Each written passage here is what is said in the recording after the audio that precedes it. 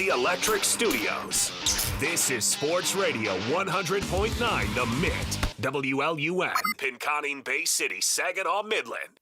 Michigan sports aren't just a game. They're a way of life. And now we've got a show dedicated to die-hard sports fans like you. Hosted by a guy who's borderline obsessed with the wins and losses of all your favorite teams. He's crazy. Every weekday morning from 9 to noon, Ben Bosscher brings you the talk that matters.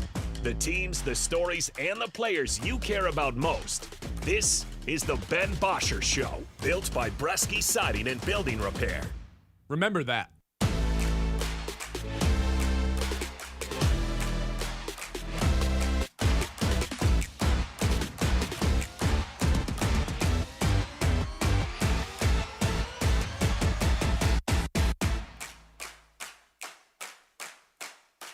Hello.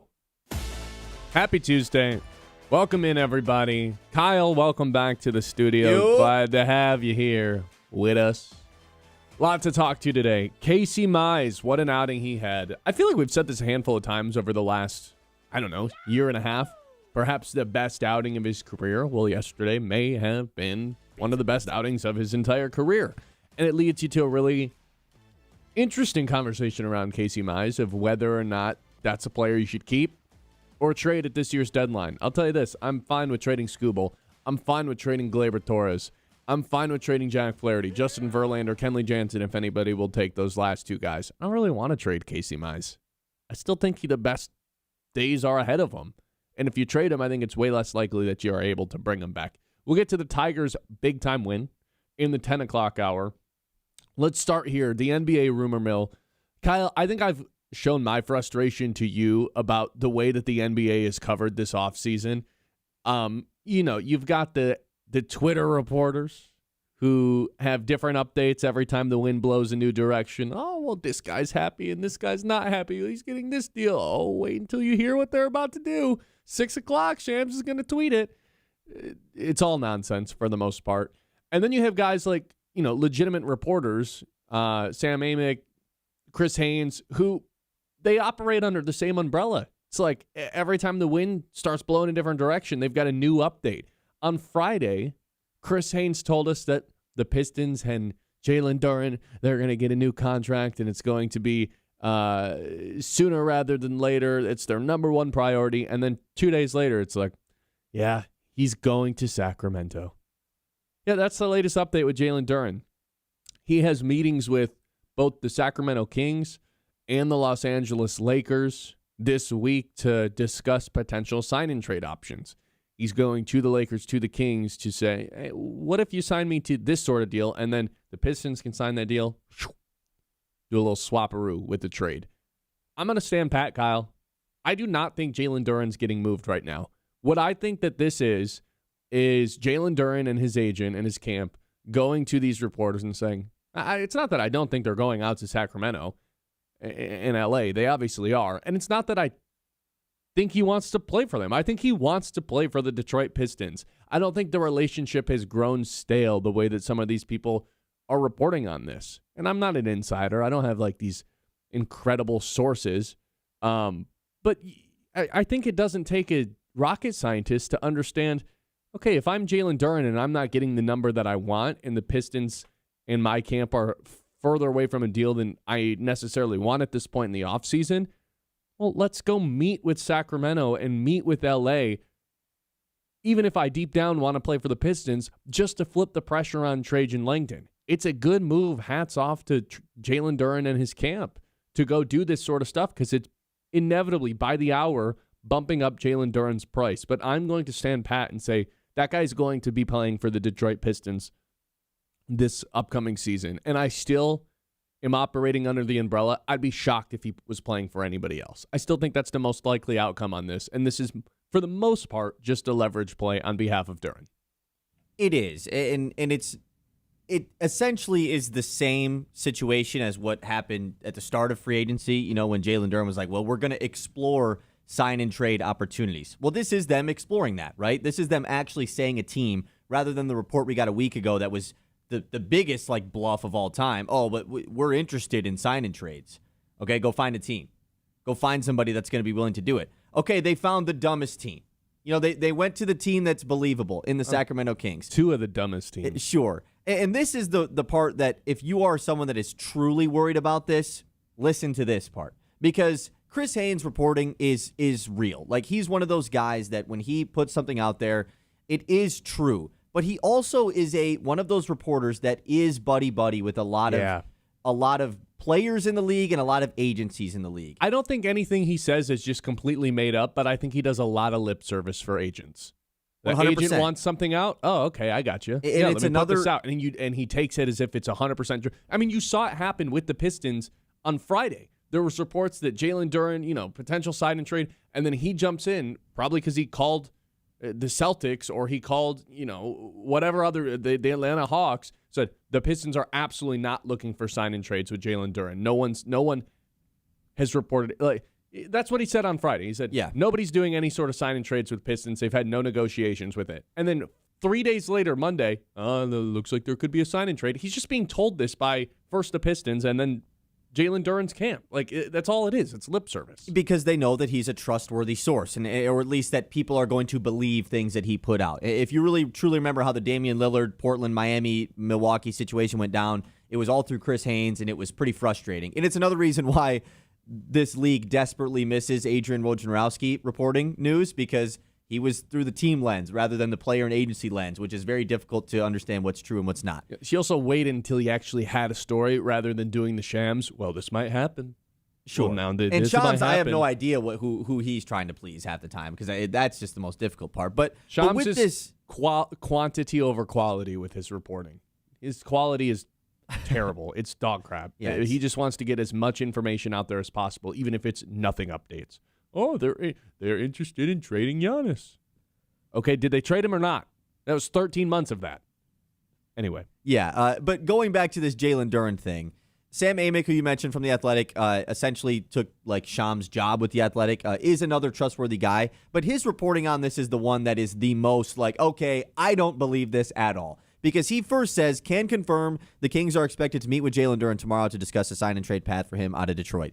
Then he says, per league sources... So I don't think any of that is false, by the way. I agree. Of course he is. Then he says, per league sources, the most likely scenario here would include Kings forward Domantas Sabonis heading to Detroit. The key question now is how the Pistons see the situation in light of the gap between them and Duren to get the three-time All-Star in return. First, before I go to the next thing, which is the most absurd of it all, per league sources saying Domantas Sabonis would be the return, is that essentially just someone in the league saying, hey, from a positional standpoint, why would you keep Domantas Sabonis if you're getting Jalen Duren, so he would be the guy in return? Because that's how I view this. I don't view this as they want Domantas Sabonis if Jalen Duren is in the trade. But this is the part why I truly don't believe it at all, and I'm 100% with you. To add on here, this is direct tweet from Sam Amick. I'm told that Jalen Duren very much wants to play in Sacramento. And Kings big man Domantas Sabonis is likewise interested in it. Yeah, very much wants to play in Sacramento. Nobody's ever said that. Not one person has ever said that. Nobody in their life has ever said that. Not only has no one ever said they want to play for Sacramento, no one's ever said in their life, I want to go to Sacramento. This is what are we talking about here? This is all BS. Not even the fake baseball team that plays there wants to be there, let alone a Jalen Duren. Oh, yeah, I very much want to play in Sacramento. Okay, yeah, and lie detector. It's going off. No, nobody wants to go play for Sacramento. This is all a whole bunch of BS. Look, is it more realistic today than it was yesterday that Jalen Duren's going to be playing for a new team? Yes, of course. I'd be naive to say that it wasn't with all the play-by-play updates on the reporting that goes down. Only in the NBA, this is the thing, right? The play-by-play updates, the 7 updates throughout the course of a day. Yeah. When free agency opens tonight at 6 p.m., we're probably going to get 10 more things throughout the day. Yes, of course, it's more realistic that Jalen Duren plays for a different team. I still am going with 95% certainty he's just back in a Pistons uniform. The only thing I've learned over the last 24 hours is it might be a little more expensive than we thought it was going to be, because not one but 2 teams have the chance, doesn't mean they will, but have the chance to offer the qualifying offer of 4 years, $177 million. If I'm the Pistons and Jalen Duren comes back to me, hey, man, I worked out a deal with Sacramento. We want to do a little sign and trade. We'll get you this back in return. No, thank you. You're just going to play for us. Not a chance I'm actually doing this. There's nothing of value that I want from Sacramento. And I know for some godforsaken reason, there's Pistons fans out there that think Domantas Sabonis would be a great fit. That blows my mind. There's 2 years left on his contract for $45 and $46 million. Why would you not just sign Jalen Duren for $40 million then? Why would you not just match whatever Sacramento's going to offer him, which is the max? Correct. Why would you sign up for, let's say they are the same player. Why would you sign up for a 30-year-old version of that for 2 more years, or a 22-year-old where you get 4 or 5 years out of them? It makes no sense to me. Why people are There's a small portion of people, I guess I have no idea how many people actually live in this camp of, I'd be down to do this right away. Domantas Sabonis is great. You're going to get frustrated with Domantas Sabonis the same way that you're frustrated with Jalen Duren right now. They're very similar players. One of them just happens to be 30 and one of them's 22. One of them's a lot more of a vertical threat, and I guess Domantas Sabonis is a little bit of a floor spacer. He's a better offensive player than Jalen Duren is. There's no doubt about that. But he doesn't fit Cade the same. No. He doesn't bring any level of defensive intensity that Jalen Duren brings. I got a good stat for you. Both incredible rebounders, by the way. Sabonis is a great rebounder, 100%. Has led the league 3 times. Yeah. He's like a butt clencher 3-point shooter. He can shoot them. It's 1.4 attempts per game, but every time you do it, he shoots it, you're like, yeah, you the kind of defense clench is up a little okay, bit. Cool. Yeah. Sabonis' last 2 fully healthy seasons. Do you want to guess how many alley-oop dunks he's been on the right end of? Ugh. I mean, the fact they don't even have a guy to throw lobs over there in the first place doesn't help his case. It can't be a ton. I don't know. It combined, I don't want to go too anomaly here and guess low. I'll tell you this. Duren last year had 80 alley-oop dunks. Okay, I was going to guess crazy low then. So last 2 fully healthy seasons. 40? 4. Okay, I was going to go single digits, but I didn't want to go that crazy. 4? 4. Said 4 alley-oop dunks. And Duren had 80 last year? Yes. Dude wants to play in Sacramento. I just can't get over that part. Ben wants to learn the rules of soccer and enjoy the sport. Things that had never been said. You know what I'm saying? Yeah, it's lip service from a lot of these reporters, and they're doing their jobs. I get frustrated with the way the NBA is being reported these days, that 100,000 different reporters that we have out there, all of which have different updates that are unique. Yeah, Jake Fisher can shut up. Kevin O'Connell can shut up. O'Connor. But Kevin O'Connell also might have to shut up. Both the KOCs can shut up. Yes. Well, it makes sense that Zach LaVine goes back to Detroit. No, it doesn't. Keep that guy as far away from the Pistons as possible. That guy is one of the biggest losers that we have in the NBA. And I don't say that just because I think he's a loser. I'm saying he is one of the most losing percentage play. Every time he suits up, it's just way more likely he loses a game than not. And part of that's, because he's been stuck in the 2 hells of the NBA in Chicago and Sacramento. I just want no part of that at all. Guy who can't stay healthy. No, thank you. 989-837-6125. Do you still think Jalen Duren's going to be back with the Pistons? Do you even want him back with the Pistons? Because this is different than the Larkin thing in my mind. Larkin requesting out, being the captain, being his whole career with the Red Wings. Yeah, that's going to rub some people the wrong way. It's different than the Scooble and my stuff because it's okay, the Tigers are X amount of games under 500. Of course, they want to move off of some of their top players. With Duren, I don't think it's a soured relationship. Oh, he's asking out. He doesn't want to be here anymore. I think he does want to be here, and this is just a leverage play. And this has nothing to do with the coaches or his teammates. He loves Cade Cunningham. This has everything to do with just positioning himself to get the best contract possible, and it's the Pistons' job and Trajan Langdon's job to make sure that they get the most team-friendly deal possible. This is all very normal, right? This is the part that I don't think Pistons fans are fully comprehending. This is all very normal for a player of Jalen Duren's caliber. Guy who made an All-NBA team, a little bit of a fraudulent All-NBA team with how many players were not qualified, plays the center position, has a couple really strong skill sets, but not a super-duper star, never going to be a 1A type of player. The fact that they're having contract negotiation, I don't even want to call it issues, but disagreements, this is all a very normal part of the process. It's not that he doesn't want to be here anymore. This is all just leverage. Do you agree, or are you done with him? Because I think there's way more Pistons fans than I'm comfortable admitting just ready to be done with Jalen Duren, and it blows my mind. He's 22 years old, guys. He's 22. 989-837-6125. This is the Ben Bosscher Show live here on 100.9 The Mitt. 9 o'clock hour, as always, is brought to you by Iron Stack Technology. You know, we talk about the game plan on this show, the execution of it. Well, that's how Iron Stack approaches IT. They help businesses stay secure, efficient, and ready for what's next so you can focus on your mission instead of your tech. Iron Stack Technology, solution-driven, mission-focused. You can check them out online at ironstacktechnology.com. The Ben Bosscher Show, built by Bresky Siding and Building Repair on 100.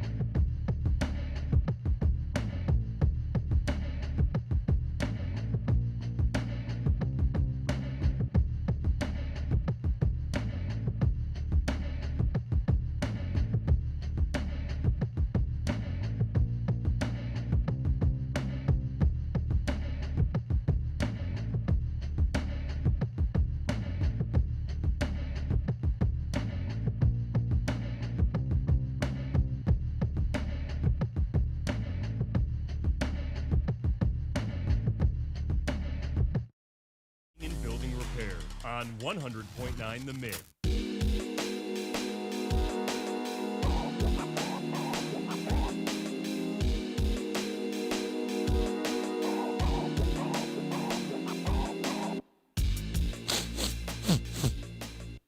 Smells like BS. Smells like a whole lot of BS. I don't think that Jalen Duren's going anywhere anytime soon. I'll still be totally shocked if he ends up on either Sacramento or the Los Angeles Lakers. It is like catching me off guard, though, how excited people are of the idea of Domantas Sabonis coming in. I don't think that's a great fit for Cade Cunningham. It completely changes the way that this offense would operate, both in the half court and in transition. Jalen Duren is one of the better vertical threats that we have in the NBA, and it's not like Domantas Sabonis' ability to stretch the floor is enough to make up for that. 34% on 1.5 threes per game in his career. I don't think there's an equal balance there. Maybe he's a better offensive player in terms of, hey, you can give him the ball at the free throw line and he can make something happen. He can be a little bit of a hub. But I don't think it's significant enough to all of a sudden cash in on someone who's got 2 years left on a deal and is 8 years older than Jalen Duren. Like, okay, maybe Domantas Sabonis is 5-10% better than Jalen Duren on offense only. Right now, this is about asset management. Would you seriously rather have a 30-year-old who has 2 years left on his deal, who just came off a season in which he played less than 20 games? Or would you rather have the 22-year-old coming off of, yes, a disappointing playoff run, but a guy who just made an all-star team and an all-NBA team for the very first time in his career? I don't think he's a Cade merchant. I think Cade makes him a lot better, and I don't think Cade could make Sabonis a lot better the way that he makes Duren a lot better. Sabonis is kind of his own little hub. And he's a good player. I'm not trying to dump on Domantas Sabonis, but you know what? It's not a championship caliber move. This is something that you and I talked about a handful of times over the past week or so. If they're going to make moves, don't let it be the Tyler Heroes where you convince yourself, oh, well, this is a really good player, very flawed, overpaid. It's not a championship move. Domantas Sabonis is a very similar player to me. It may be the center version of Tyler Hero to where, yeah, the stats look really good. He can be on an okay team once in a while, but like he's a very flawed player and he's being paid probably a little bit more than he should. It's not a championship type of move.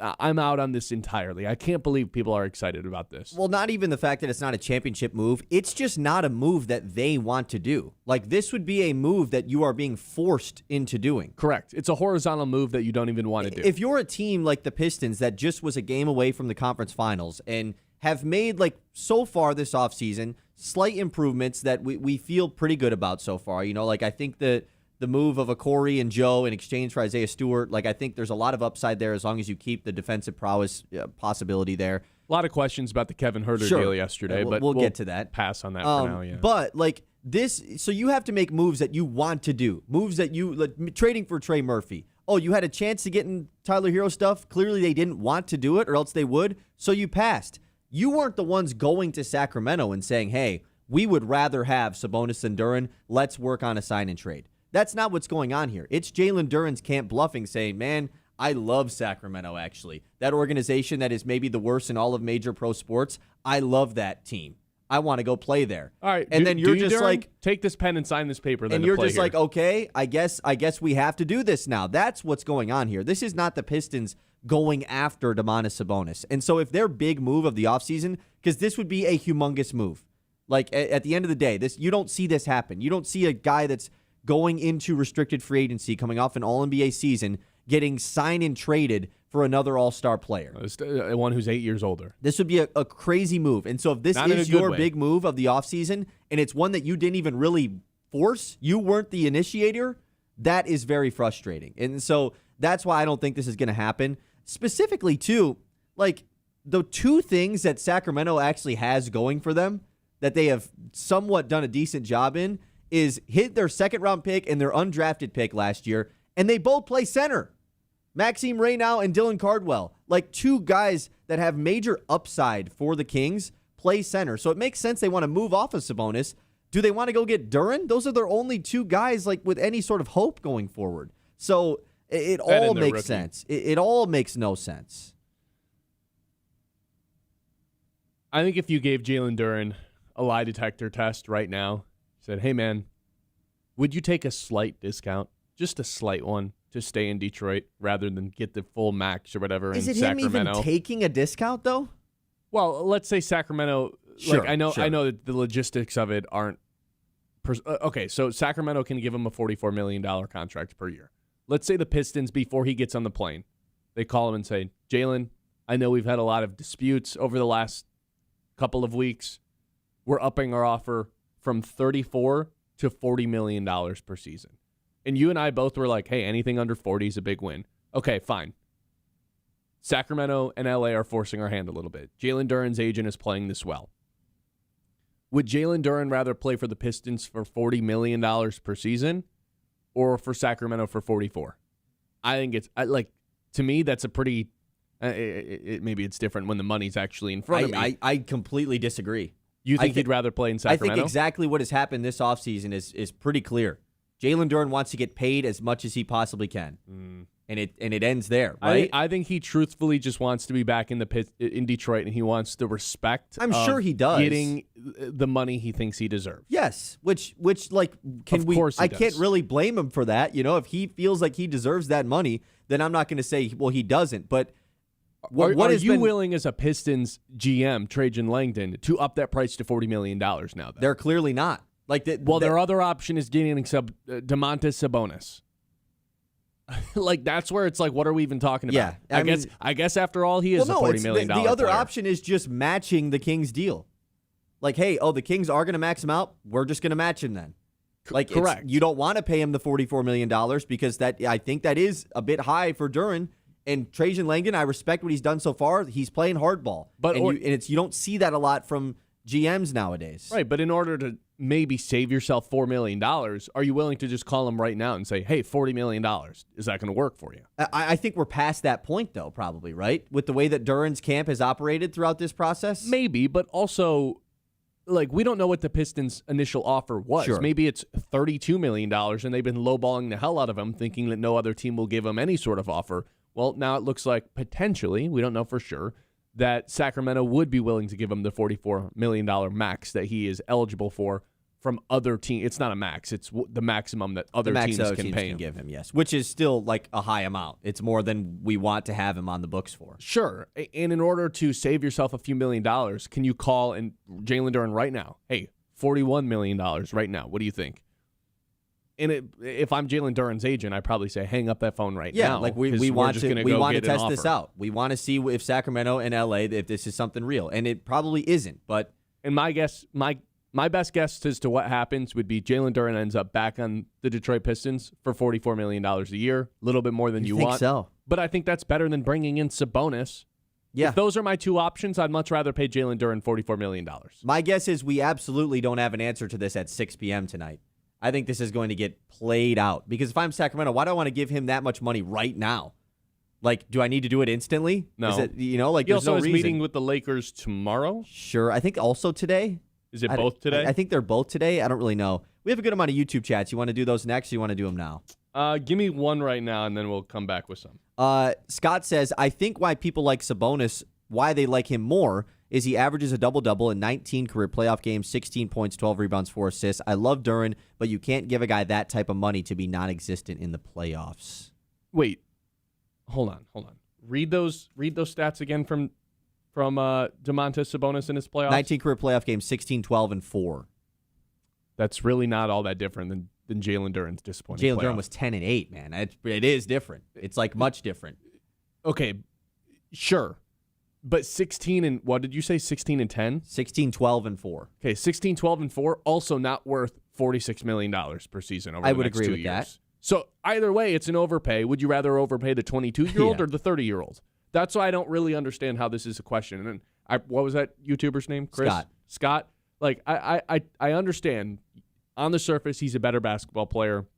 His playoff stuff Sabonis looks better. is good. I think like that is one thing we're overlooking a little bit here. Sure. The point is, you are overpaying the hell out of one of these two guys if these are the only two options. Sure. Wouldn't you rather just overpay the 22-year-old? Yeah. Who's maybe 5% worse on offense? Who offense? also, like, we've 10%? just seen him play with your star player, Cade Cunningham. You know, like, we don't know how Sabonis and Cade are going to fit. I'm sure they could figure it out, but, like, you'd have to figure it out. You don't have to figure it out with Cade and Duren. We watched it. You lose a major piece of scoring for your offense, and that would be the lob threat that is Jalen Duren. That's not what Sabonis is, and I'm sure they could figure it out and it'd operate in a different way on offense, but Sabonis doesn't make up for it by stretching the floor in a horizontal way. Just because that 34% career three-point shooting number is a little deceiving because it's 1.5 attempts per game, and it's one of those shots where it's like, If you're the defense, it's a win when he takes a shot from Like when Asar does. Yeah, but Asar's what, like 0.3 attempts. We did have somebody per game? else also ask, like, should it just matter who fits better with Asar? Which that's a thing that you've been really big on over the last couple weeks. I do think that's a good question to ask It's yourself. bonus, but I think, don't just would fit better with Asar. Like, I get that shouldn't be the only thing that's going into the decision. But how much, like, marginally better? He'd fit with Asar marginally better. I don't think it's significant enough to be like, well, Sure. yeah, this is the swap that they need to do. Let's pay a player more money who's 30 years old than what we would give Jalen Duren. Like, it's not a good fit with Asar either way. So just keep the younger player who could turn into a bigger asset at some point. That's where I'm at with it. 989-837-6125. We'll get to more YouTube chats. We got the phone number as well. We'll get to that when we come back. It's the Ben Bosscher Show live on the Mitt. Show, as always, brought to you by Bresky Siding and Building Repair, the experts who do the job right the first time. Whether you have a leaky roof, storm damage, siding looking tired, Bresky has you covered. Locally owned, trusted, and dedicated to keeping Midland area homes safe and looking sharp. Quality materials, skilled craftsmanship, and service that puts your family first. Don't wait for the next storm. Call Bresky Siding and Building Repair today and keep your home strong for years to come. The Ben Bosscher Show, built by Bresky.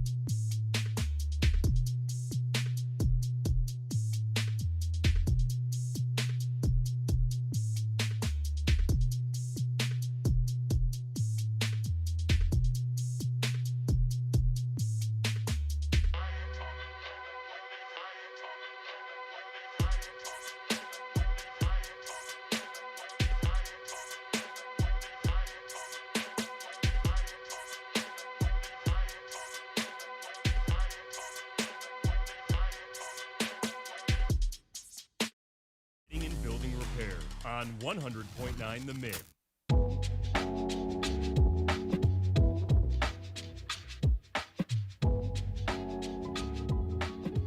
All right, let's get to a couple more YouTube chats. What are they saying about the Jalen Duren, Domantas Sabonis situation, the potential swap of those two guys? And I will say this, if this move does end up happening, the only way I'm not irrationally irate about it is 2 first-round picks are attached to it.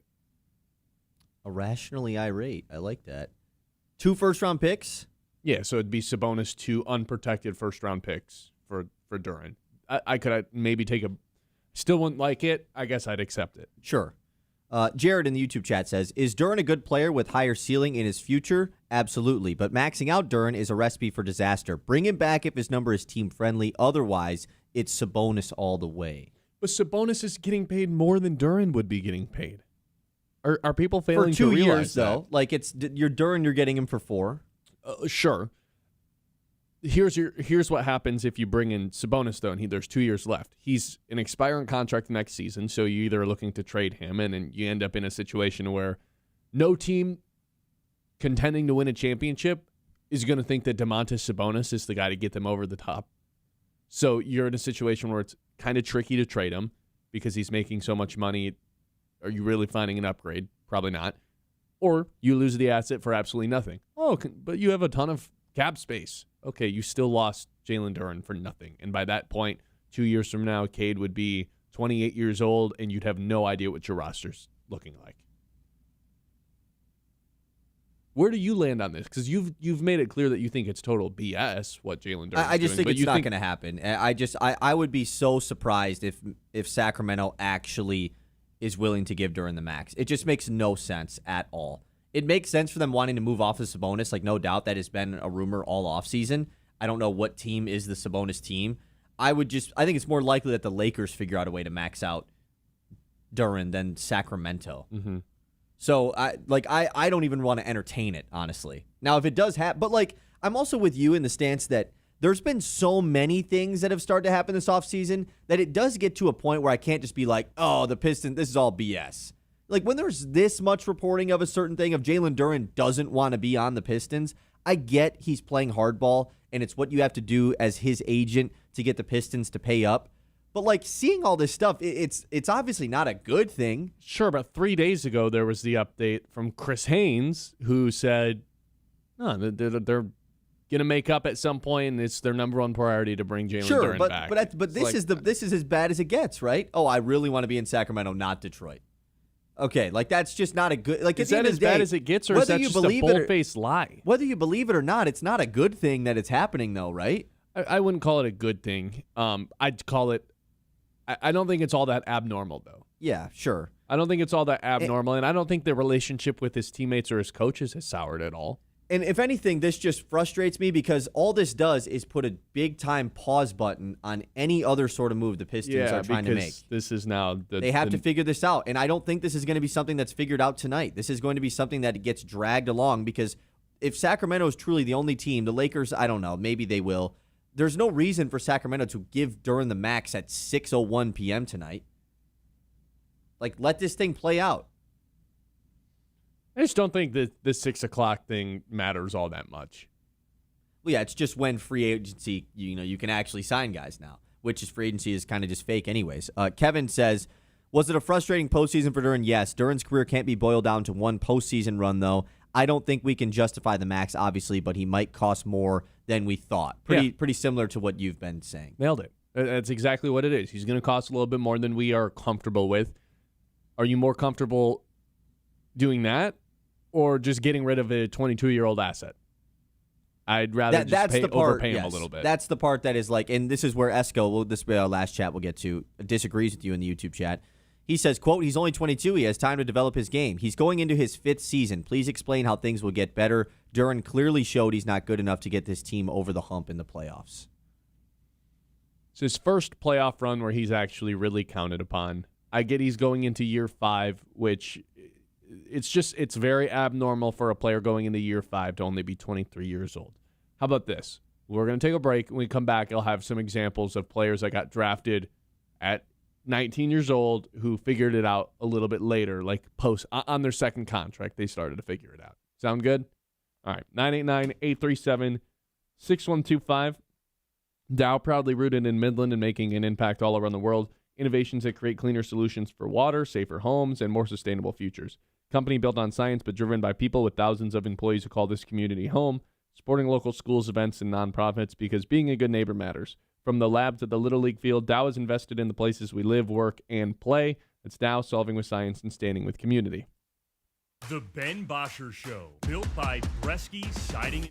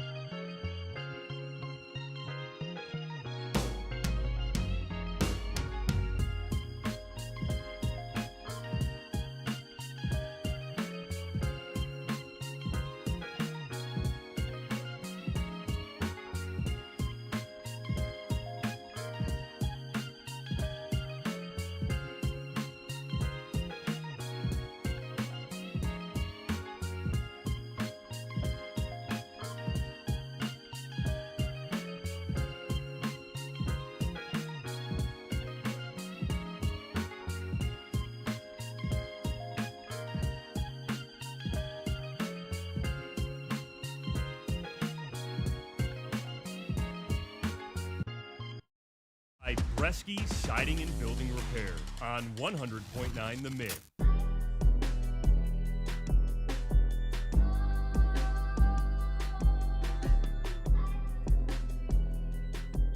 All right, I told you that we had a couple examples of players going into their fifth year that ended up figuring it out because one of our YouTubers or one of our texters said, Duren's going into year 5. Is he really going to get all that much better? I think the best example that I have for you guys is another guy who got drafted at 19 years old, Dwight Howard, who finished third in Rookie of the Year his rookie year, had a little bit of a jump forward, but like nothing noteworthy in his second year. And then in that third season, would have been Duren's fourth, made the playoffs for the first time under Orlando, was a third-team All-NBA guy, and ended up having a really disappointing playoffs where he was only 15 a game. And all his numbers from the regular season went down significantly. Then from that point forward, first-team All-NBA, first-team All-NBA, first-team All-NBA, first-team All-NBA, and became a way better playoff performer. I'm not telling you he'll be a first-team All-NBA guy going forward. But there is examples of guys in year 5 that end up going on and figuring it out. Another guy who got drafted as a teenager, Tracy McGrady, who went 3 years, became an all-star for the first time in his 4th year, and then 3 years later, with back-to-back years, he led the league in scoring. Like, it does happen that players, especially 19, 18-year-olds that get drafted out of, Duren's not out of high school, but he's the same age that a guy would be when he gets drafted out of high school, with a lot of these guys reclassifying. There is examples of people figuring it out later in their career than most people do. And I think that's totally fair to not put all these crazy expectations on someone until they're 24, 25, because you're not really hitting your prime until you're 26, 27, 28 years old. Duren still got a few years until he's there. Yeah, this would not be a big deal if he wasn't due for a potential insane contract in the same offseason that he was a massive underperformer in the playoffs. Like, that's the only reason why this is a big deal in the first place. It's not even just the fact that he was, straight up the third best center on the team in the playoffs. It's the fact that he might be getting $45 million a year. That's why it's a big deal. And so it's unfortunate timing, of course, for it to go down the way that it did. Because if he didn't play that way in the playoffs, one, the Pistons might have for sure been playing in the conference finals, and who knows what would have happened in the conference finals. But two, we wouldn't even be having this conversation. He would be maxed out. It would just be that simple based off of the regular season that he had. He's 22 years old, All-NBA caliber player. He's going to get that type of contract. Mm-hmm. Yeah, I think it simply comes down to, would you rather pay Jalen Duren, an imperfect center, $44 million a season, who's 22, or would you rather pay a 30-year-old Domantas Sabonis, an imperfect center, $46 million a season? Either way, it's an overpay, so would you rather have the young asset who could keep getting better, or it's Domantas Sabonis, who maybe is 5 to 10% better than Jalen Duren is right now, but we've seen the ceiling. We know exactly who he's going to be. Which I'd rather just take the swing. I still think the most likely outcome is Duren returns for less than the max that Sacramento can give him to Detroit. Because I just the Lakers are really the team. The Lakers are the team that could actually screw this up. I agree, especially if they are just abandoning LeBron for some reason. Did you see the report that they've had zero conversations with LeBron James about a potential reunion? Yeah. What are you guys doing? You're just totally content losing out on a player, your second best player? I don't understand what they're doing. Way. Let's hit a quick rendition of the news to close out the 9 o'clock hour. The Mitts Morning Catch. All right, quick version of the news. We obviously had some really big news happen post-show yesterday when I was not here. Which was Terrion Arnold. Right. You want to save that for later, correct? Yeah, let's save that for later. Yeah, obviously Terrion Arnold cut from the Lions. We'll do a more deep dive on that later. Let's take a look at the Covenant Healthcare Orthopedics and Sports Medicine injury report. This is some good injury news. Most of the time this is bad. Something we've been waiting on basically all year. Josue Briseño played in his first game of 2026 in the Tigers organization. It was in the Florida Complex League in rookie ball. He did this past weekend. Played in just one game, 3 at-bats, no hits. That's fine. The fact that he's back, though, is big because it's a guy who, at some point, we feel like could be a part of this core, and he's one of the few guys that we feel could be a part of this core that are left in the minor leagues for the Tigers. Yeah, watch out, Spencer Torkelson. This is the only person who's bummed out to hear this is Spencer Torkelson. This guy's a catcher, first baseman. Obviously, he's not taking Dylan Dingler's job. He's a offensive player over defensive player, you know. Correct. He had 20 home runs last year when he was healthy across 2 levels of minor league baseball. Torkelson, better watch out, man. Better watch out. And speaking of Jose Briseño, we got an updated MLB pipeline top 100. Not good for the Tigers, I guess. It's not like it was a terrible rendition for the Tigers, but Max Clark falls to number 14. Bryce Rayner is number 42. He falls just 1 spot, and then Jose Briseño sticks at number 60. So still just 3 guys in the top 100 for the Tigers. I know a good way to replenish and refuel and plant some more seeds in the farm system. See you, Scoobs. See you, Glaber. See you, Jack. See you, Justin. I think you're forgetting a name in there. You weren't talking about replenishing the prospect pool. I mean, come on. We'll talk about that next. Okay, we did say we're going to mention this earlier, so let's do it now. Kevin Huerter gets a 3-year, $27 million extension from the Pistons. Bit surprised at this one. Yeah. Not the fact that I'm like, oh, they overpaid him. I just thought they were going to let him walk. I did not think he was going to come back. He was a non-factor in the playoffs. I'm just really surprised that he's even worth the $9 million contract per season for 3 years. I would imagine there's some team options in there so that the Pistons kind of have more team control than Kevin Huerter does player control. But I saw that and I was like, really? Oh, all right, yeah. Like, I don't. You guys value him that much? He didn't really play for the most. Like of all the games that he played for the Pistons, or since he got traded to the Pistons after the deadline, he was in the rotation for maybe 45% of the games. Like, you guys value him that much? Never made a shot? Yeah. I was pretty surprised to see that.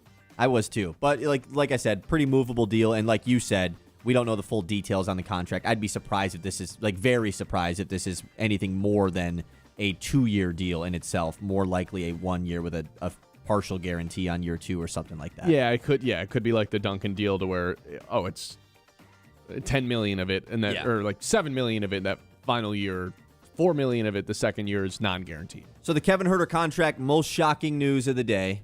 Second most shocking news of the day. Ja Morant gets traded to the Portland Trailblazers. What? What are we doing here? Ja Morant gets sent from the Grizzlies to the Blazers for Jeremy Grant and Chris Murray. He transferred prison cells. I don't understand this move, literally at all. They are banking on... This is just doing a trade just to do a trade. That's what 2K, it feels like. There's no ramifications of anything that you do. I can just hit restart in my league at any point. This is like a science experiment. You're in your fantasy league, and you're just like, I haven't done a trade all year. I feel like I need to do something to switch it up. Let me trade for a second quarterback who's not going to play. You have, and they announced it immediately. Their plan is to have a backcourt of Damian Lillard and Ja Morant to start out the 2026 season. Drew Holiday's on the bench like, what the hell? Wait. Let me repeat that. A backcourt of John Morant and Damian Lillard in 2026. In the Big 2-6, they want 2 traffic cones as their guards, both of which, is John Morant 6'3"? Are they both 6'2"? I think they're both 6'2". So you've got 2 tiny traffic cones who don't play defense at all. One of them's 36 and coming back from an Achilles tear. One of them's deranged and can't be counted on to do anything correctly. This is like a both have missed a mind-numbingly ton dumb of time. trade. Both have been incredibly injured, obviously. I think Dame, at his number that he's at, is actually at a pretty good deal. I don't mind them having Dame. They didn't need to get Ja Morant. I'm bearish. Poor Donovan Clingan, man. They're just like, hey, you have to be our entire defense now. That's all you've got. And Drew Holiday's on the bench like, what the hell? I was good last year. Damian Lillard and Ja Morant Denny replacing Avdia me? went from being their lone source of offense last year, incredible usage rate, to, hey, by the way, now we have Dame and Ja Morant. And then Scoot Henderson is just like, hey, do you guys remember what I did against the Spurs in the playoffs? I showed real signs of progressing in my career. Yeah, no, Denny he's Avdia, just the fourth guard. Thank you so much for having this incredible season in contention to win Most Improved. Here's We're actually Ja going to Morant. bring in 2 players that are worse than you that are going to have the ball way more than you. Crazy trade. Unbelievable trade. The Grizzlies, there was talks about them actually just waiving him, and I guess they have to take on the Jeremy Grant contract, which is fine. Yeah, that's just one of the more pointless trades I've ever seen. We'll do the rest later. Okay, Casey Mize has perhaps the best outing of his entire career yesterday. What does that mean for the Tigers trade deadline? We will let you know when we come back. We talk about having the home field advantage all the time. Well, if your home or business uses propane, the company with the advantage is Forward Energy. Since 1925, they've been serving our local community with propane and fuel solutions for homes and businesses. Local people with reliable service. That is Forward Energy, part of the home team, and this is the Ben Bosscher Show. We're live here on 100.9 The Minute. Casey Mize on the Tigers when we come back. The Ben Bosscher Show, built by Bresky Siding and...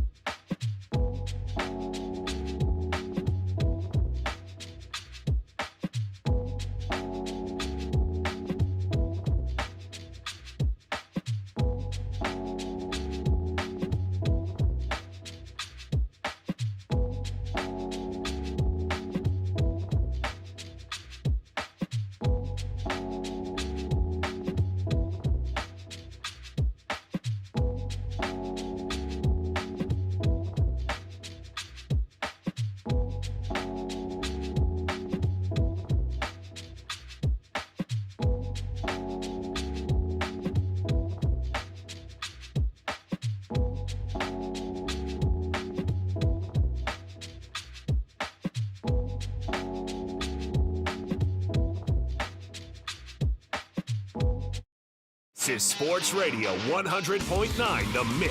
WLUN, Pinconning Bay City, Saginaw, Midland.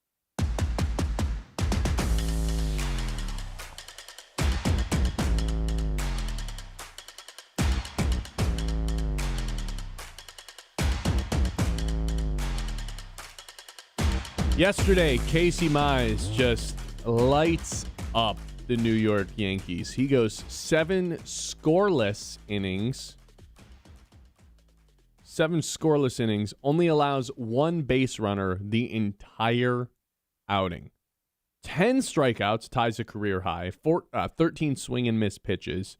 16 of 22 batters faced, there was a first pitch strike. He now has a 2.63 ERA and a .97 whip. He's not a qualified pitcher right now, a little bit away with 2 different stints on the IL. But if he was, he'd rank damn near at the top of a lot of different pitching categories. Of all the AL pitchers who have a minimum of 60 innings pitched, only him and Cam Schlittler, who's going to be on the mound tonight for the Yankees, have an ERA and a FIP below 2.75. It's Mize and Schlittler alone. And I'm pretty sure Schlittler, the last I looked, is the favorite to win the American League Cy Young. Correct. Yeah. He's having an incredible season when he's been on the mound. And obviously he's had those 2 different injuries since this season. He's just working up his trade value every single time he takes the mound. He's been the best pitcher for the Detroit Tigers this season, all in, all out, even with the missed time. He's been incredible. And it's nice to see that a 1.01 pick is like panning out this late into his career. You don't see that all that often, but it's happening now, finally, now that he's kind of had the injuries behind him. Obviously, that derailed a lot of his career earlier on. He's generating swing and miss at an incredibly high rate for the first time in his career. I say all that. I don't want them to trade Casey Mize, even though he's working up his value. If you end up letting him walk, you'll get a comp pick for it. Or if you trade him this deadline, the thing is you're just going to have to go sign another veteran pitcher anyway. Why not just keep him around and try to extend him sooner rather than later? Because if you trade him at this year's deadline, I feel like it's natural that the odds of bringing him back and signing him to a longer deal once he actually hits free agency, those odds just plummet if you actually let him get out of the building at any point. If this is someone that you want in your rotation going forward, which I don't say the same thing about Justin Verlander. I don't say the same thing about Tarek Skubal when you consider the price that it's going to take. I don't say the same thing about Jack Flaherty. Casey Mize is for sure one of these guys that I'd want in the rotation next year. We always talk about jump-starting, the next era of the Detroit Tigers by trading Tarek Skubal and doing a full fire sale at this year's deadline. And maybe, just maybe, there doesn't have to be a rebuild. And as soon as next year, they're a competitive baseball team because of all the players that they get in return for Skubal and amongst other guys at the deadline. Okay, if you're going to be competitive next year, I don't want to do what the Twins did and trade quite literally everybody and then not have anything for the following season. If you still want to be competitive and view the Skubal trade as a spark into the next era of the Tigers, you got to keep at least one of these arms. And I think that one arm that I'd like to keep and extend is Casey Mize. That way the rotation next year can look like Framber Valdez, Casey Mize, Jackson Jobe, Kiner Montero, Troy Melton, and then Reese Olson's still around too. Like, that to me sounds like a pretty dang good starting rotation. And then you can replenish the bats via the other trades. I don't really want to trade Casey Mize, even though I know his value right now is probably as high as it's ever been. And that's the unfortunate case that I'm going to make here. I'm just in the complete opposite lens. You have to trade Casey Mize. You're talking about right now how he's not a qualified pitcher, right, because of the injuries that he's had. And he has recovered from the injuries well. He hasn't had like any long-term stints on the injured list. How many times in his career has Casey Mize been a qualified pitcher at the end of the season? How many times do you think? In his career. This is now his 7th season in Major League Baseball. I have a feeling you were either going to tell me 1 or 0. You would be correct, and it would be the latter. 0 times has Casey Mize ever been a qualified pitcher, pitched 162 innings in a season. It's never happened. The guy just is injured. It just has been the case of Casey Mize. What also has been the case of Casey Mize is he's never put it together for a full season either. It's always been in stints. And right now, we are in the most elite stint. And maybe this is where he graduates from that. Maybe this is where he does fully become a good pitcher full-time in baseball. But remember what happened in the back half of last year post-trade deadline? Like Casey Mize, he dealt with some injuries. He did not recover well. He was an all-star and then became the Tigers' 3rd best starting pitcher. Like Jack Flaherty was our number 2 in the playoffs. Yeah. And that wasn't like a good thing. Yes, I'm not justifying what happened with Casey Mize or defending it because he got really bad in the second half of the year. But also, everybody got bad in the second half of the year, both on offense and the rotation. So I don't really know what to make of that. Sure, Tarek Skubal didn't. He wasn't great in the playoffs. It's a really good pitcher. And so with Casey Mize, I just think like to not capitalize on the year that he's having, because you can't undersell it enough. Like, he has been incredible. He truly has been unreal for the Tigers. Straight up has just been their best starter this year. Like, since Tarek Skubal has returned, he's put together 3 mediocre starts. As a whole this year, I know that they don't have anybody that is truly qualified because of all the injuries. Casey Mize has probably just been their best pitcher on staff this season. Career high ERA, career high whip, career high, or I guess it'd be career low ERA and We whip. just watch him pitch. Like, his advanced numbers, too, the whiff percentage is just out of the roof. Like, the swing and miss that this guy is getting is at such a higher rate than it's ever been. Ks per 9 is the highest it's ever been, and it's not close. Yeah, and that's the thing that we always kind of wished Casey Mize had a little bit more of, was a little bit more swing and miss, because that's never who he was up until last season.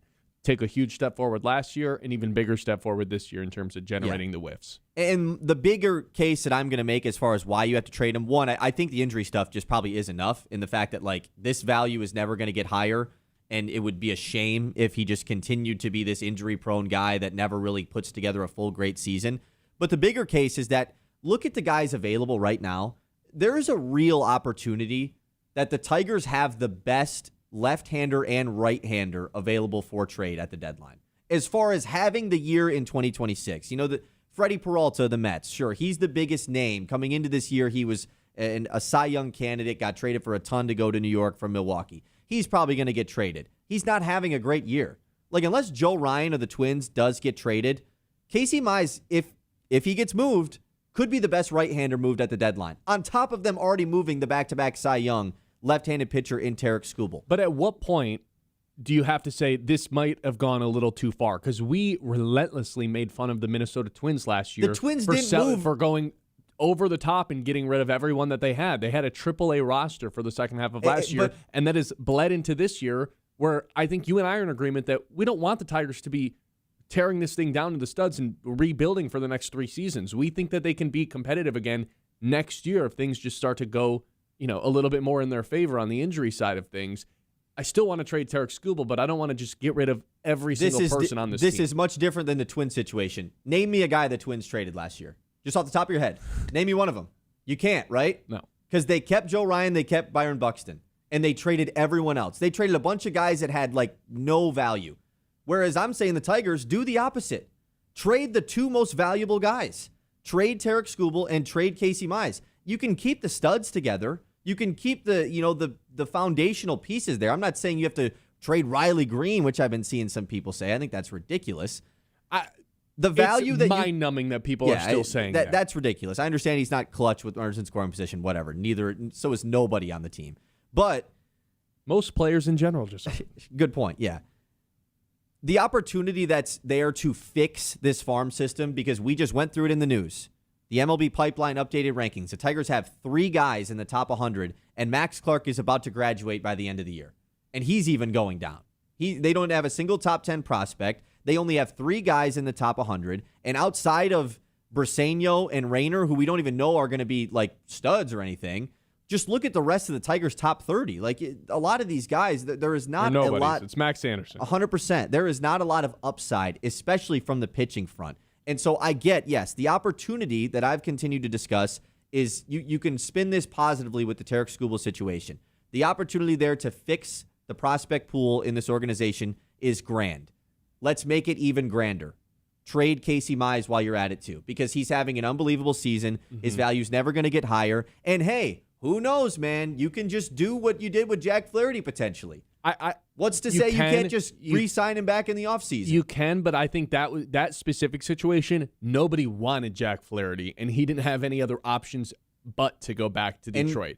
And when Casey Mize flutters out in the second half of the season with whatever team you trade him to, that's a big. Is it a big if? I think the bigger if. You're totally rolling the dice by banking on that happening. I think the bigger if is Casey Mize having a good second half of the season, right? Because the history shows you this is what he does. But it's an undisputed fact that if you trade him away, the odds that you are able to retain him just go down. Sure. You also just get elite. Like, if the trade is done right, you're going to get some pretty good return for him in the first place. You're going to get great return with the combination of Terrion Skubal, Gleyber Torres alone. And then you can talk about if, God willing, someone's willing to give up anything for Kenley Jansen and Justin Verlander and Jack Flaherty actually Gleyber might Torres, be able to get you some stuff, the guy that spent half the season on the injured list. Like, I don't know how much people are giving up for Gleyber Torres. But when Gleyber Torres has been healthy this year, he's been one of the best second basemen in the league. When he's been healthy, though. Tigers have an over 500 record with Gleyber Torres. Is he going to be healthy in a month? I understand. We don't know. Do I want to trade for an injured player if I'm a contending team? Why would I want to do that? Let's say August 3rd, he's totally healthy. He's put together a nice 3-week Casey stretch. Mize value is much higher. 100%. And to not move off of that guy because, we maybe want to bring him back in free agency, going into the free agency that we don't know how any of the salary cap rules are going to work. But you're going to need to sign an external guy in free agency if you trade him anyway. Because Are you? Well, yeah. Let's assume that Tarek Skubal and Jack Flaherty and Casey Mize all get dealt. Sure. Okay, then you're going to need to sign some sort of external free agent to come be an arm. Why not just keep Casey Mize around to do that? With Framber Valdez, Jackson Jobe, Troy Melton, Kiter Montero, Reese Olson. Boom, there are your 5 starting pitchers. I'd rather bring in one more veteran than bank on Reese Olson then being go there. sign a Justin Verlander and Alex Cobb who's never going to pitch. Instead that of has not worked out. I'm just but like I just told you, there's your 5 starters. Go get a guy to be an insurance 6 guy. I don't get why that person can't be Casey Mize.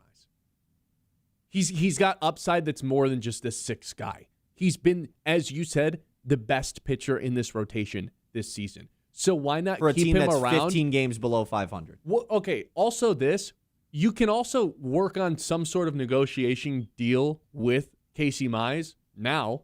You don't have to extend him right now, but you can also do some sort of handshake to where, Casey, we want to sign you long term. We want you to be here. And I'm sure he'll say, too, I want to be back. I just want to make sure it's for the right price. Okay, if there's some sort of understanding between the two parties that there should be a reunion, then I don't think it's worth it to trade him at all. Yeah, I mean, sure, but like that we're never going to know. You know, he's going to hit the open market. You can sit here and say, oh, yeah, I have interest in coming back until you're in free agency and the San Diego Padres are like, we'll pay whatever more than the Tigers are willing to.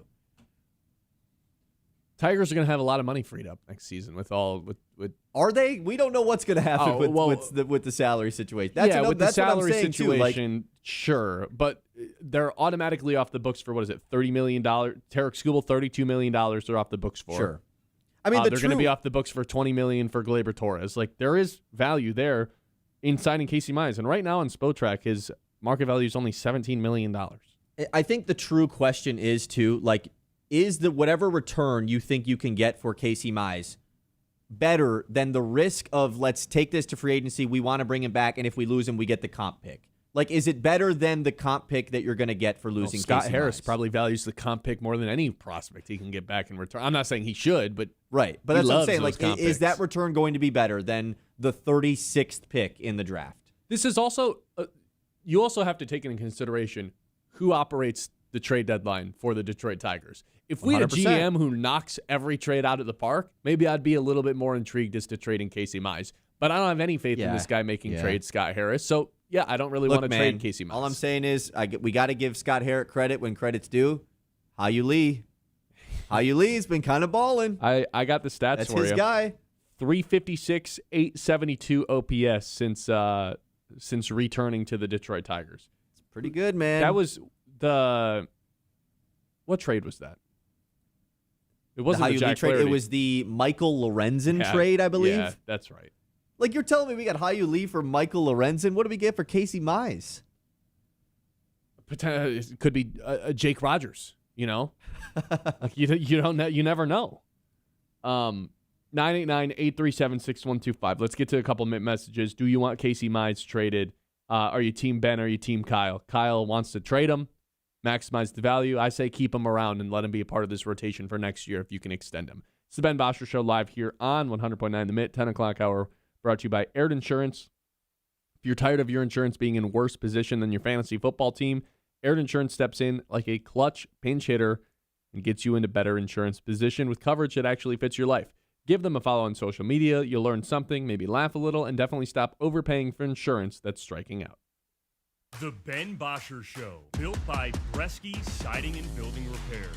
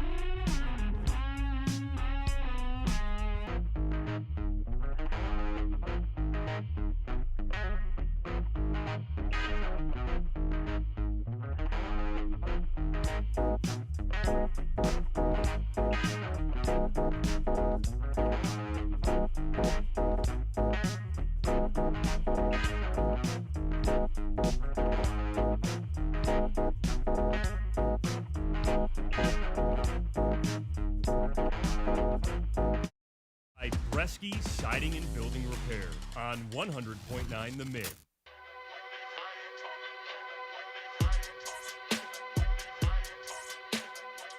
Myron says, I agree with Ben. Keep Casey Mize around. Oh, that's interesting you read that text. What's the YouTube saying? Because the YouTube is all Team Kyle. Really? Yes. What are they saying? Fluttershy says, sorry, 1 second. I'm with Kyle on this one. It's the stock market. Sell high and buy low. Don't be a fan. Be a GM. Just don't trade him to the Dodgers or Rays. Those two teams will fleece you every time. And then Gary backs it up and says, I'm with Kyle and Fluttershy. I'm getting shirts made up for us guys. Oh, wow. Team Kyle And he shirts. says, no tie this time, Ben. I think making a soccer joke to you because you don't like ties. Jess says on our text, keep and sign him. Trade Scooble for some offense. He's good as gone at the deadline. Got to keep Casey Mize around to help the rotation for next year. Like that's and like it's tough to take the stance that I'm at because Mize has been awesome. Like it's a difficult. Not tough to take the stance. But I mean, you're making it's a a good difficult point. perspective to just be like, wow, my first reaction to Mize having that outing, trade him. You know, like that. That just goes to show the season that the Tigers are having. It's the smart analytical thing to do to move on from him. I think that if the Scooble package is big enough, pause. Analytics say you can shove it. That's the stance you're taking here. Kinda. The stance I'm taking is I still think they can be competitive next year, and I don't want to tear this thing all the way down to the studs. I think the return that they can get for Tarek Skubal and Gleyber Torres and Jack Flaherty alone could be enough to supplement that farm system with more prospects that can help them out on offense. I don't think you have to get rid of Casey Mize to accomplish that goal. And if they keep Casey Mize and lose him in free agency, okay, then like forget the comp pick. I don't really care about the comp pick, to be quite honest. That's a huge loss to me because the comp pick won't help out the Tigers for another 3-4 years, right? They can get prospects who could help them out. Unless they can't draft high school players anymore, which that also could be a thing. Man, Scott Harris might like get up out of his chair and quit and retire if he can't draft high school guys. That's a real thing. That might end up implement the rule if that's what's going to happen. That was proposed by Major League Baseball or the Players Association. The MLB. They want to get rid of high school draft picks. It's just have to go to college. It's just a cheap out. They want to make guys stay in college so that there will be less people they have to pay once they're drafted. Well, they don't want to make them stay in college. Yeah, they literally do. They want guys to go to college. 2 that's years. What they want to do. They 2-year college. Go thing. to college, and you can't leave until after your sophomore year, which would essentially get rid of low A baseball.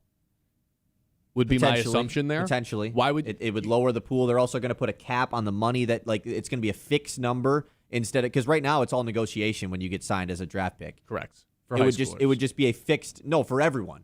It would just be a fixed number now. Like you get drafted at round 3, 37, boom, this is your salary. There's no negotiation being had at all. Yeah, I'm sure the players will love that. Yeah, genius. Let's get to another one. Rod says, what's the idea of a farm system is you groom them to success, then trade them. You need to keep major league players.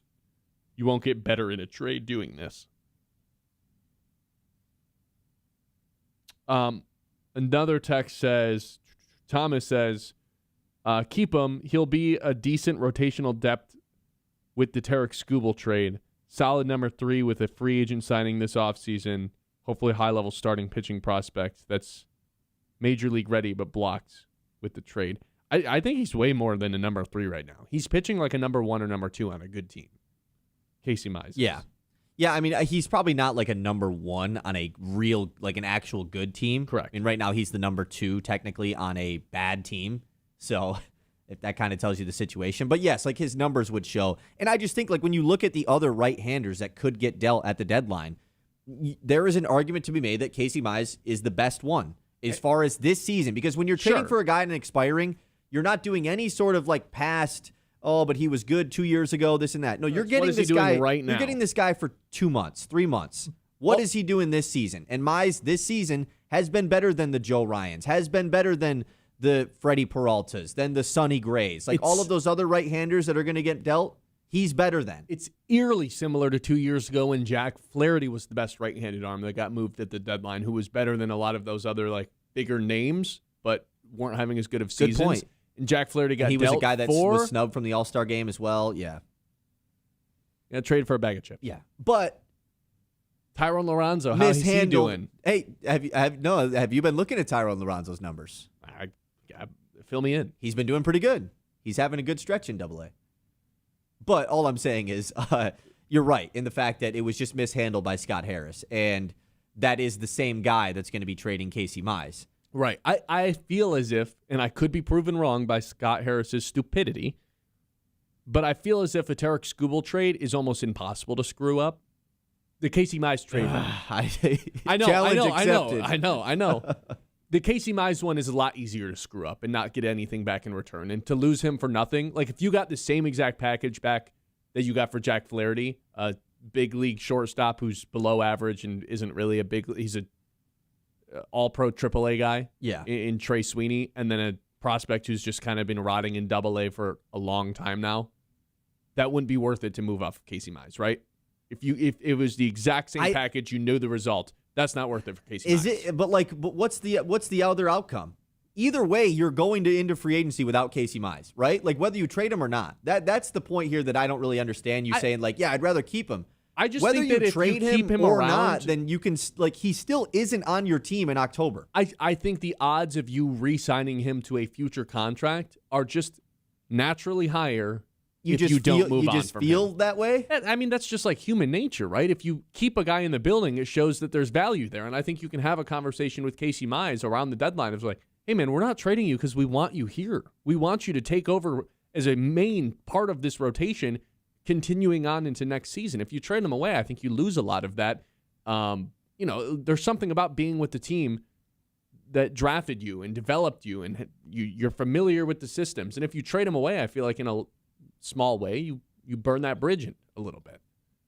To not do any of that stuff, I think there's a value from a human aspect. And I think you could also just make the case like, hey, Scott Harris is already going to have the biggest decision of his life ever with the Tarek Skubal trade to deal with.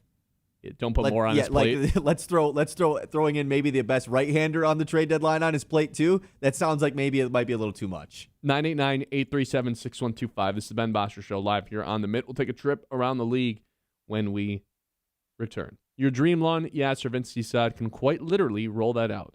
Top quality sod that turns patchy yards into backyard showstoppers, and they've been doing it for 50 years. which means they're experts. Whether you're fixing a rough spot or redoing your whole yard, Cervinsky delivers lush green perfection. Fast, friendly, and farm fresh because your grass should be greener right now.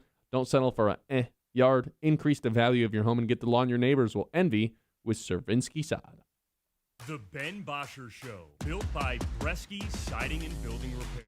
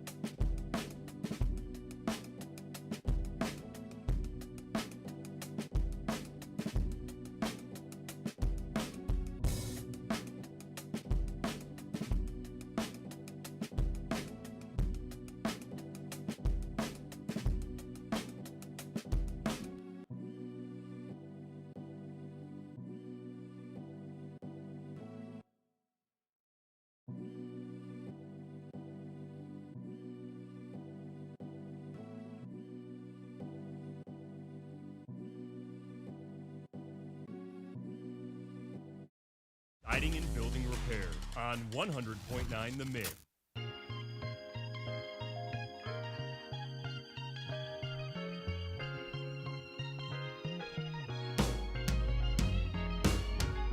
(989) 837-6125. All right, we're going to work in a little bit of football. Let's take a trip around the league. It's time to zoom out and go around the league. All right, Kyle, I've got something for us. NFL.com put out a ranking of the most likely candidates to go from worst to first. I say let's put that aside for a second. You and I create our own list, and then we compare it to the NFL.com. Oh.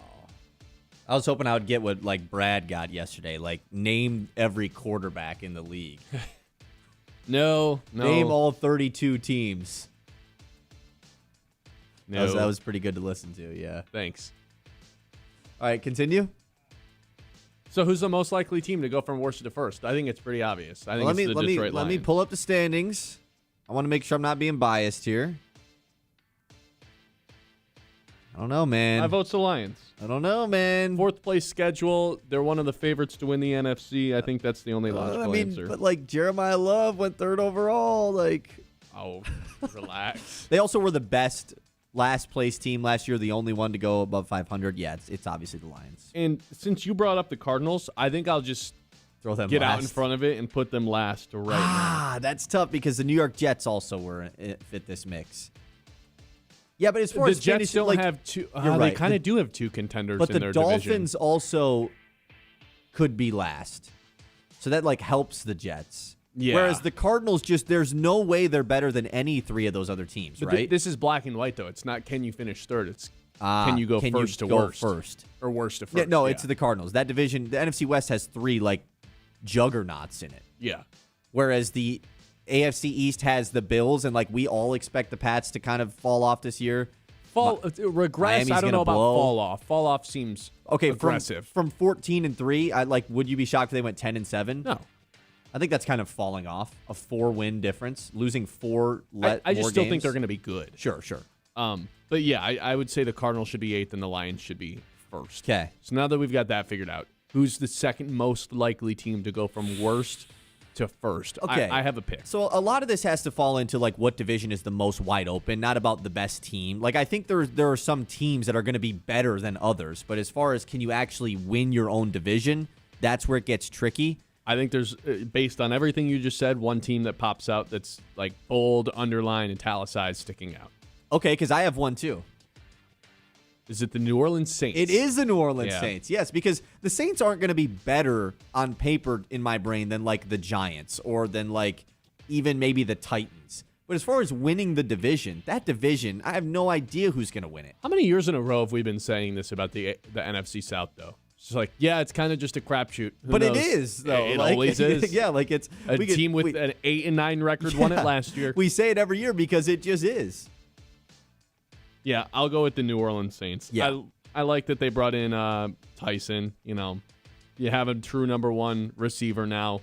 Olave gets a little bit of pressure off of him. Yep, played you got a really good running back duo now with Kamara and Travis Etienne. That's right. Yeah.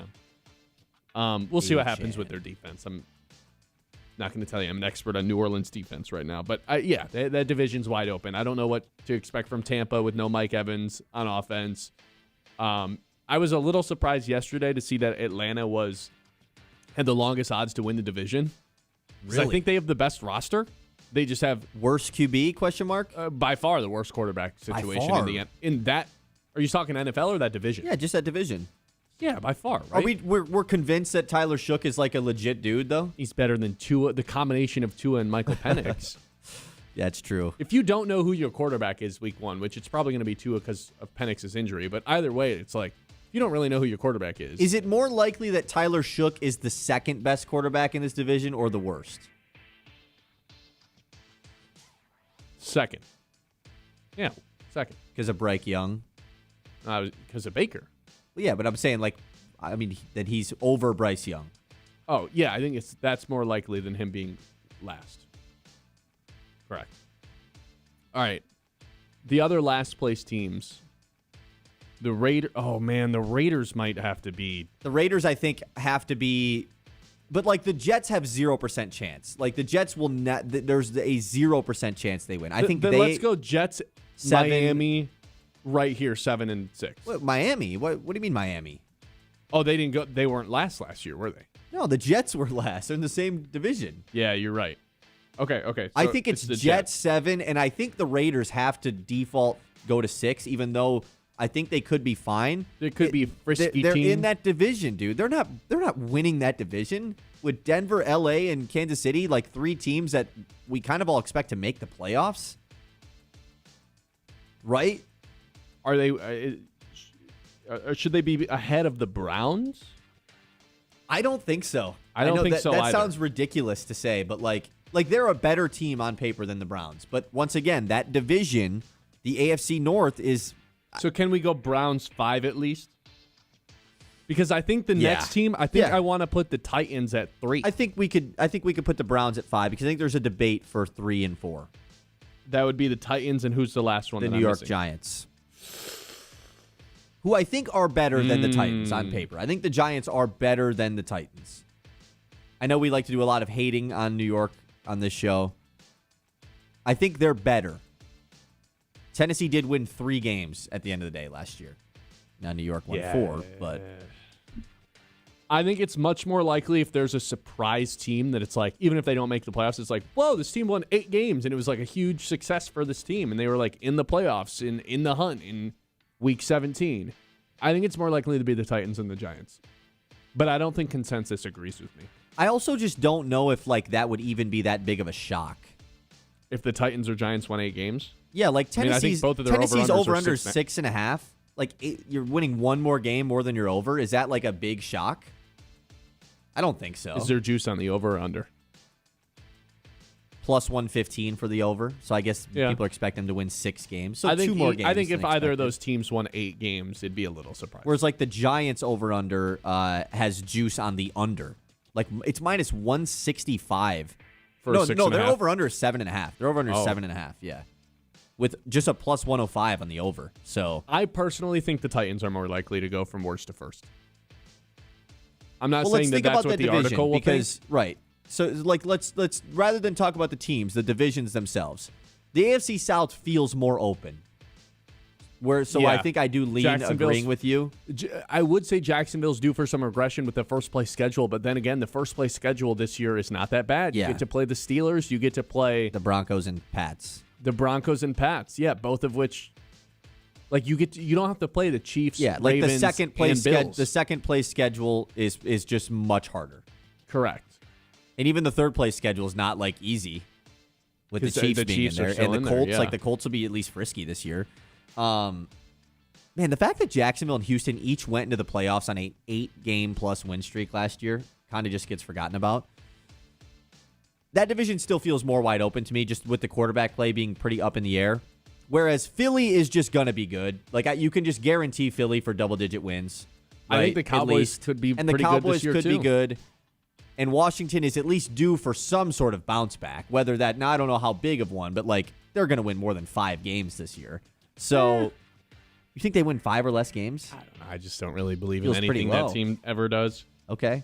Yeah, I'll agree with you. I think the Giants are the better team, but the Titans are more likely to win the division. So I'd put them 3rd, Giants 4th. Okay, so our order of operations is Lions most likely team to go to worst. Not to even first. close. Saints 2nd, Titans 3rd, Giants 4th, Browns 5th, Raiders 6th, Jets 7th, Cardinals 8th.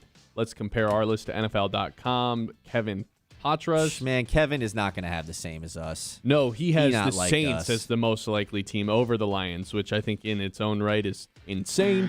He has Yep, the that's my Lions at reaction. 2nd. What? The Giants at 3rd. What? The Titans at 4th, though he swapped those two. He's the Jets at 5th. What world is Geno Smith Most of you winning guys the don't Jets know really much about anything. this entire division? The Jets? He's the Raiders 6th. The Browns 7th. Wait, we're talking about the Jets, the team that had 0 picks last year, and they're coached by the DB? Yeah, that team. Oh. He does have the Cardinals 8th. Man, the poor Cardinals. Maybe we had Cleveland a little high, but like, I don't know. The division's pretty wide open. The Raiders are just not winning that division. Raiders are not. They just for sure are not. I think the Browns are closer to the Ravens than the Raiders are to the Chiefs or Chargers. Or Broncos. Or all of them. Yeah, I totally agree. 989-837-6125. That is around the league. All right, Terrion Arnold, speaking of football, gets released by the Lions yesterday. I'm not at all surprised. I'll tell you why when we come back, even though the trial is not done. If you're looking to move, you got to meet Matt Smith with Modern Realty, redefining real estate with a fresh and modern approach. Whether you're buying or selling, and Matt Smith delivers personalized service tailored to you. Cutting-edge marketing, local expertise, and commitment to make your real estate experience as smooth and successful as possible. From cozy starter homes to luxury properties, Matt Smith delivers you the perfect fit. Trust the team that combines innovation with real-world know-how. That is Matt Smith, Modern Realty. The Ben Bosscher Show, built by Bresky Siding and Building Repair.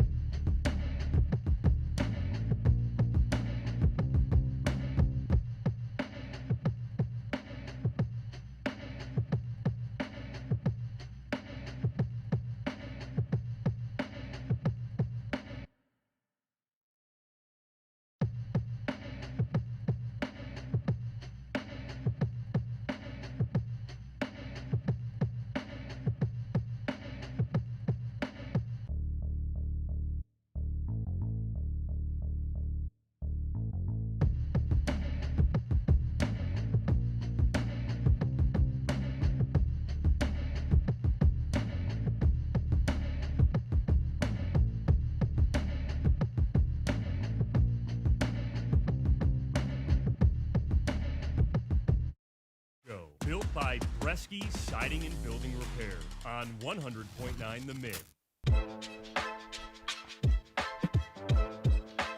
Terrion Arnold cut by the Lions, released by the Lions, I think was the technical terminology.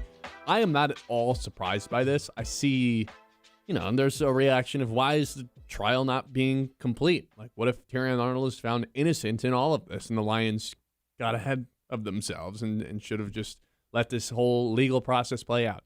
I don't think it would have mattered. I think no matter what, he was going to be released by the Lions. It's too big of a distraction. This is an organization that prides themselves on high-character individuals. This is an organization that doesn't want any bad bananas on their team. They don't really give out the second chances. They're pretty generous with JMO there for a while. But this is, obviously way bigger of a deal than anything JMO dealt with. He was letting off fireworks. That's a stern talking to. Hey, man, protect your hands. Don't let off fireworks. Thank you. Hey man, quit eating hot Cheetos with ice cream and burgers at the same time. Yeah, it's right. This is a little bit more serious, obviously. I'm not at all surprised that the Lions decided to move on because I think even before all of this came out, the Lions were pretty fed up with Terrion Arnold and the way that he carried himself. I take you back to February before he was linked to this trial where Calvin Shepard said, I need Terrion Arnold to just be quiet and play football. That quote is very telling on its own before any of this trial stuff came out. Because I think they were a little bit fed up and annoyed at his arrogance and the way that he carries himself and the way that he, walks around as if he's the best cornerback in the NFL, best thing since sliced bread, when that's never really been the case. He's put together 6 really good games in his career from last year, and other than that, it's been a lot of injuries and a lot of pass interference penalties. I think they got a little bit fed up with him even before all of this, and this was not an excuse to get rid of him, but I don't think it was that difficult of a decision for the Detroit Lions to part ways with Terrion Arnold. Now, if he's found innocent, does he play in the NFL again? Yeah, somebody will give him a chance. He's a former first-round pick. But it's not going to be with the Lions. They want to keep those distractions away. This is officially the first Brad Holmes bust. You think he, does actually have a chance to play again? I really don't. I think this is wrapped up. I didn't watch the trial, but apparently it was live streamed, and everyone was making it seem like they had this guy's lawyer was firing on all cylinders, making it seem like Terrion Simpson lawyer type. Yeah, and I don't know. Maybe there's not actually going to be enough evidence to put him behind bars. Well, I mean, the fact that this happened, the fact that this happened the day that he was granted bond was weird, right? I was surprised. Like you say, were you surprised that this happened? Yeah, I was surprised that this happened now. I thought that this would play out a little bit longer. I'm not surprised in the fact that it did happen because you're right in the fact that the Lions have always tried to represent an organization that respects, they have high character individuals, and we don't want any sort of nonsense going on off the field. Got rid of Cam Sutton immediately when they found out the domestic abuse stuff. As soon as this stuff actually started going to trial and everything, you knew that the writing was on the wall for Terrion Arnold's tenure with the Lions. But the fact that it came the day that he was granted bond and was bonded out, that was a little surprising. The timing of it was peculiar. Sure. The actual decision to release him, not surprising in the least. But I'm with you that the timing of it was peculiar because it was the people the sickos that were watching the trial are like, oh yeah, this guy's lawyer's kind of cooking right now. And then he got bond. And Arnold. And then right away it was the Lions were like, you want to see a funny prank? Congrats on getting bond. Terrion, you're jobless. That's what maybe it felt that's why they waited. They waited until he literally got out of jail so they could tell him. Maybe. That actually makes sense to me. Right? I mean, I don't know how you go about releasing a guy. Do you actually talk to the guy himself? Do you talk to his agent? I have no idea. But nonetheless, this still creates we've made a lot of jokes about the situation and everything. Arnold was still the starting outside corner for the Lions this year before all this stuff went down. Going into camp, he was the favorite to win the job. He would have, too. A former first-round pick that is still on his rookie deal, that guy's just at least going to get the opportunity.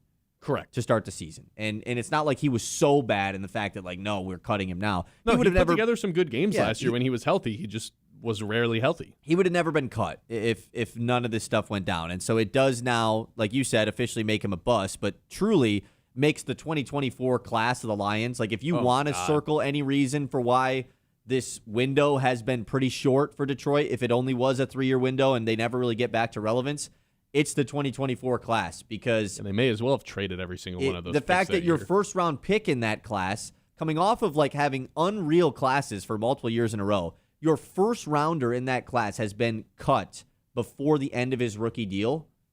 That's all you need to know. And meanwhile, I have a feeling he's not going to be the last guy to get cut because Giovanni Manu, there's not really a place for him on this roster anymore. Sione Vaki, I mean, he's a special teams guy. Yeah, but he like plays both sides though. He's listed as a safety on Pro Reference. Of course he is. He's just not ever going to play safety for the Lions. Mekhi Wingo, totally a cut candidate. So there, you're 3 picks in a row of guys who are most likely not going to be on the team this year. The guys that would be kind of shocking if they made the team. Well, I guess Vaki will be on the team as a special teams guy, but would you feel comfortable if they rolled into the season? They're like, Sione Vaki's our running back 3. Be like, maybe no. I would be like, okay, because finally we can see this guy play. You know, the guy's got no opportunity outside of kickoff. Yeah, they drafted a special teams ace. And then your other picks from that draft are Ennis Rakestraw and Christian Mahogany. And there's like an uncomfortable amount of expectation for Ennis Rakestraw now. You are uncomfortably reliant on him and Rock Yassin. I don't know who will win that starting job. I would think the favorite would be Rock Yassin. I would probably lean that way as well. Either way, it's like, we'll see how this one goes. It's by far the glaring weakness of this team. It's just the secondary in total, which has been the case for and now the it just gets way worse. Yeah, because at least, like, sure, there was uncertainty and you didn't know that Terrion Arnold was good. Now there's uncertainty as to who's starting week 1. That is a different level of uncertainty for a team that is theoretically Super Bowl contenders. You don't typically want to roll into training camp not knowing who a starter is going to be. When that's been the position of concern for the team as well. Right. Like, it's not like this is know. something new, you know, like how the offensive line was a new thing last year. You at least had the confidence that, we still have some pieces there that we can figure it out. This has just been the Achilles heel of the Lions core the last couple of years, and at least you knew who was going to be starting in those spots, you know, a month ago. And now you don't, and that's extremely concerning. Yeah. Tough situation. You know, obviously, we'll see what happens with Terrion Arnold if he ends up in any way making his way back to the NFL. He could just play the snitch route here. You know, like, dude snitched on him. He could get out of this. He could. And he could regardless, he will not be playing for the Detroit Lions ever again. So, does he still going to do the podcast, though, you think? I would guess I've been waiting on that new episode. I like the clip from the St. Brown podcast where he says his life is like a movie.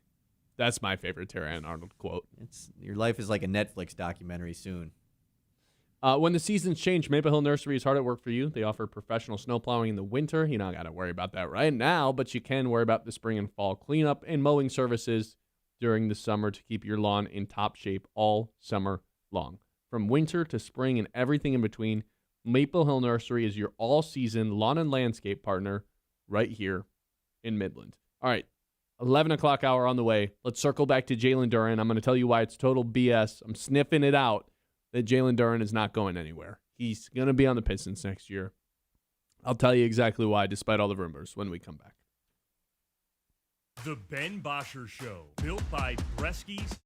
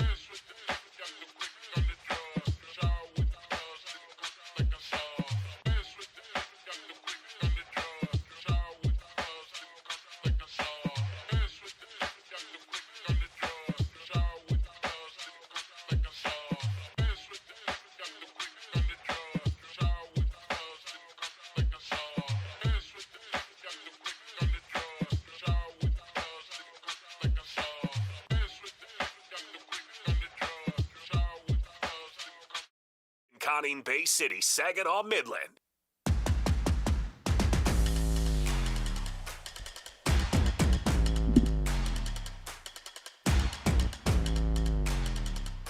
It's time to get the BS detector out. Smells like BS.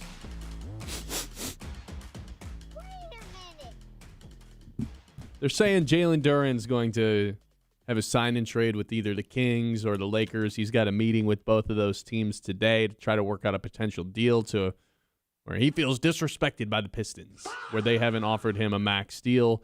Maybe so the Lakers or the Kings will be able to do it, and then they can work out a sign-and trade. I think this is, for the most part, total BS. I still think with 95% certainty that Jalen Duren is going to be playing for the Pistons next year. And I've always operated under 100% certainty. So over the last 24 hours, yeah, it's dropped 5%. Oh, there's now like a slight chance that Jalen Duren ends up playing on a different team next year.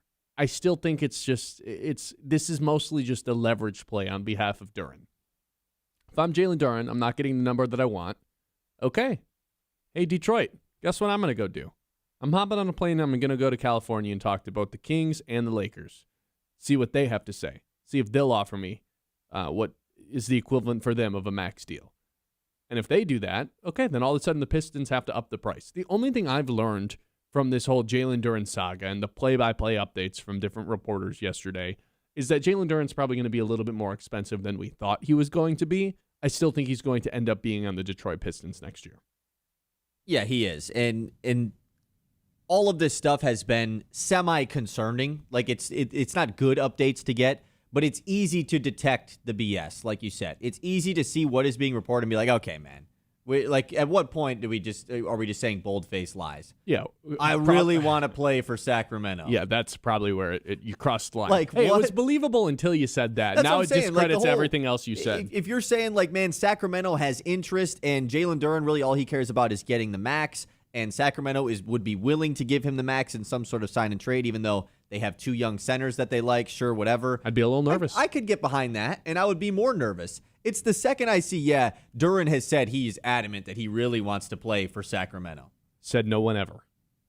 No one's ever said that. No one has ever said that. You just want to get paid, which is fine, and that's understandable. I completely would want to do the same thing if I'm him and his agency.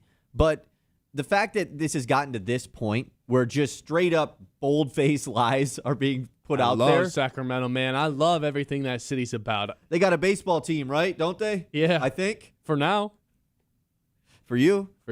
Like, that it's just, I can't believe that reporting of it. That was what, honestly, because I was getting a little worried when all that was going down. And then the LA quote comes out. They calmed your nervous system down a little bit. It brought me back down. I was like, okay, phew, this is just a complete lie.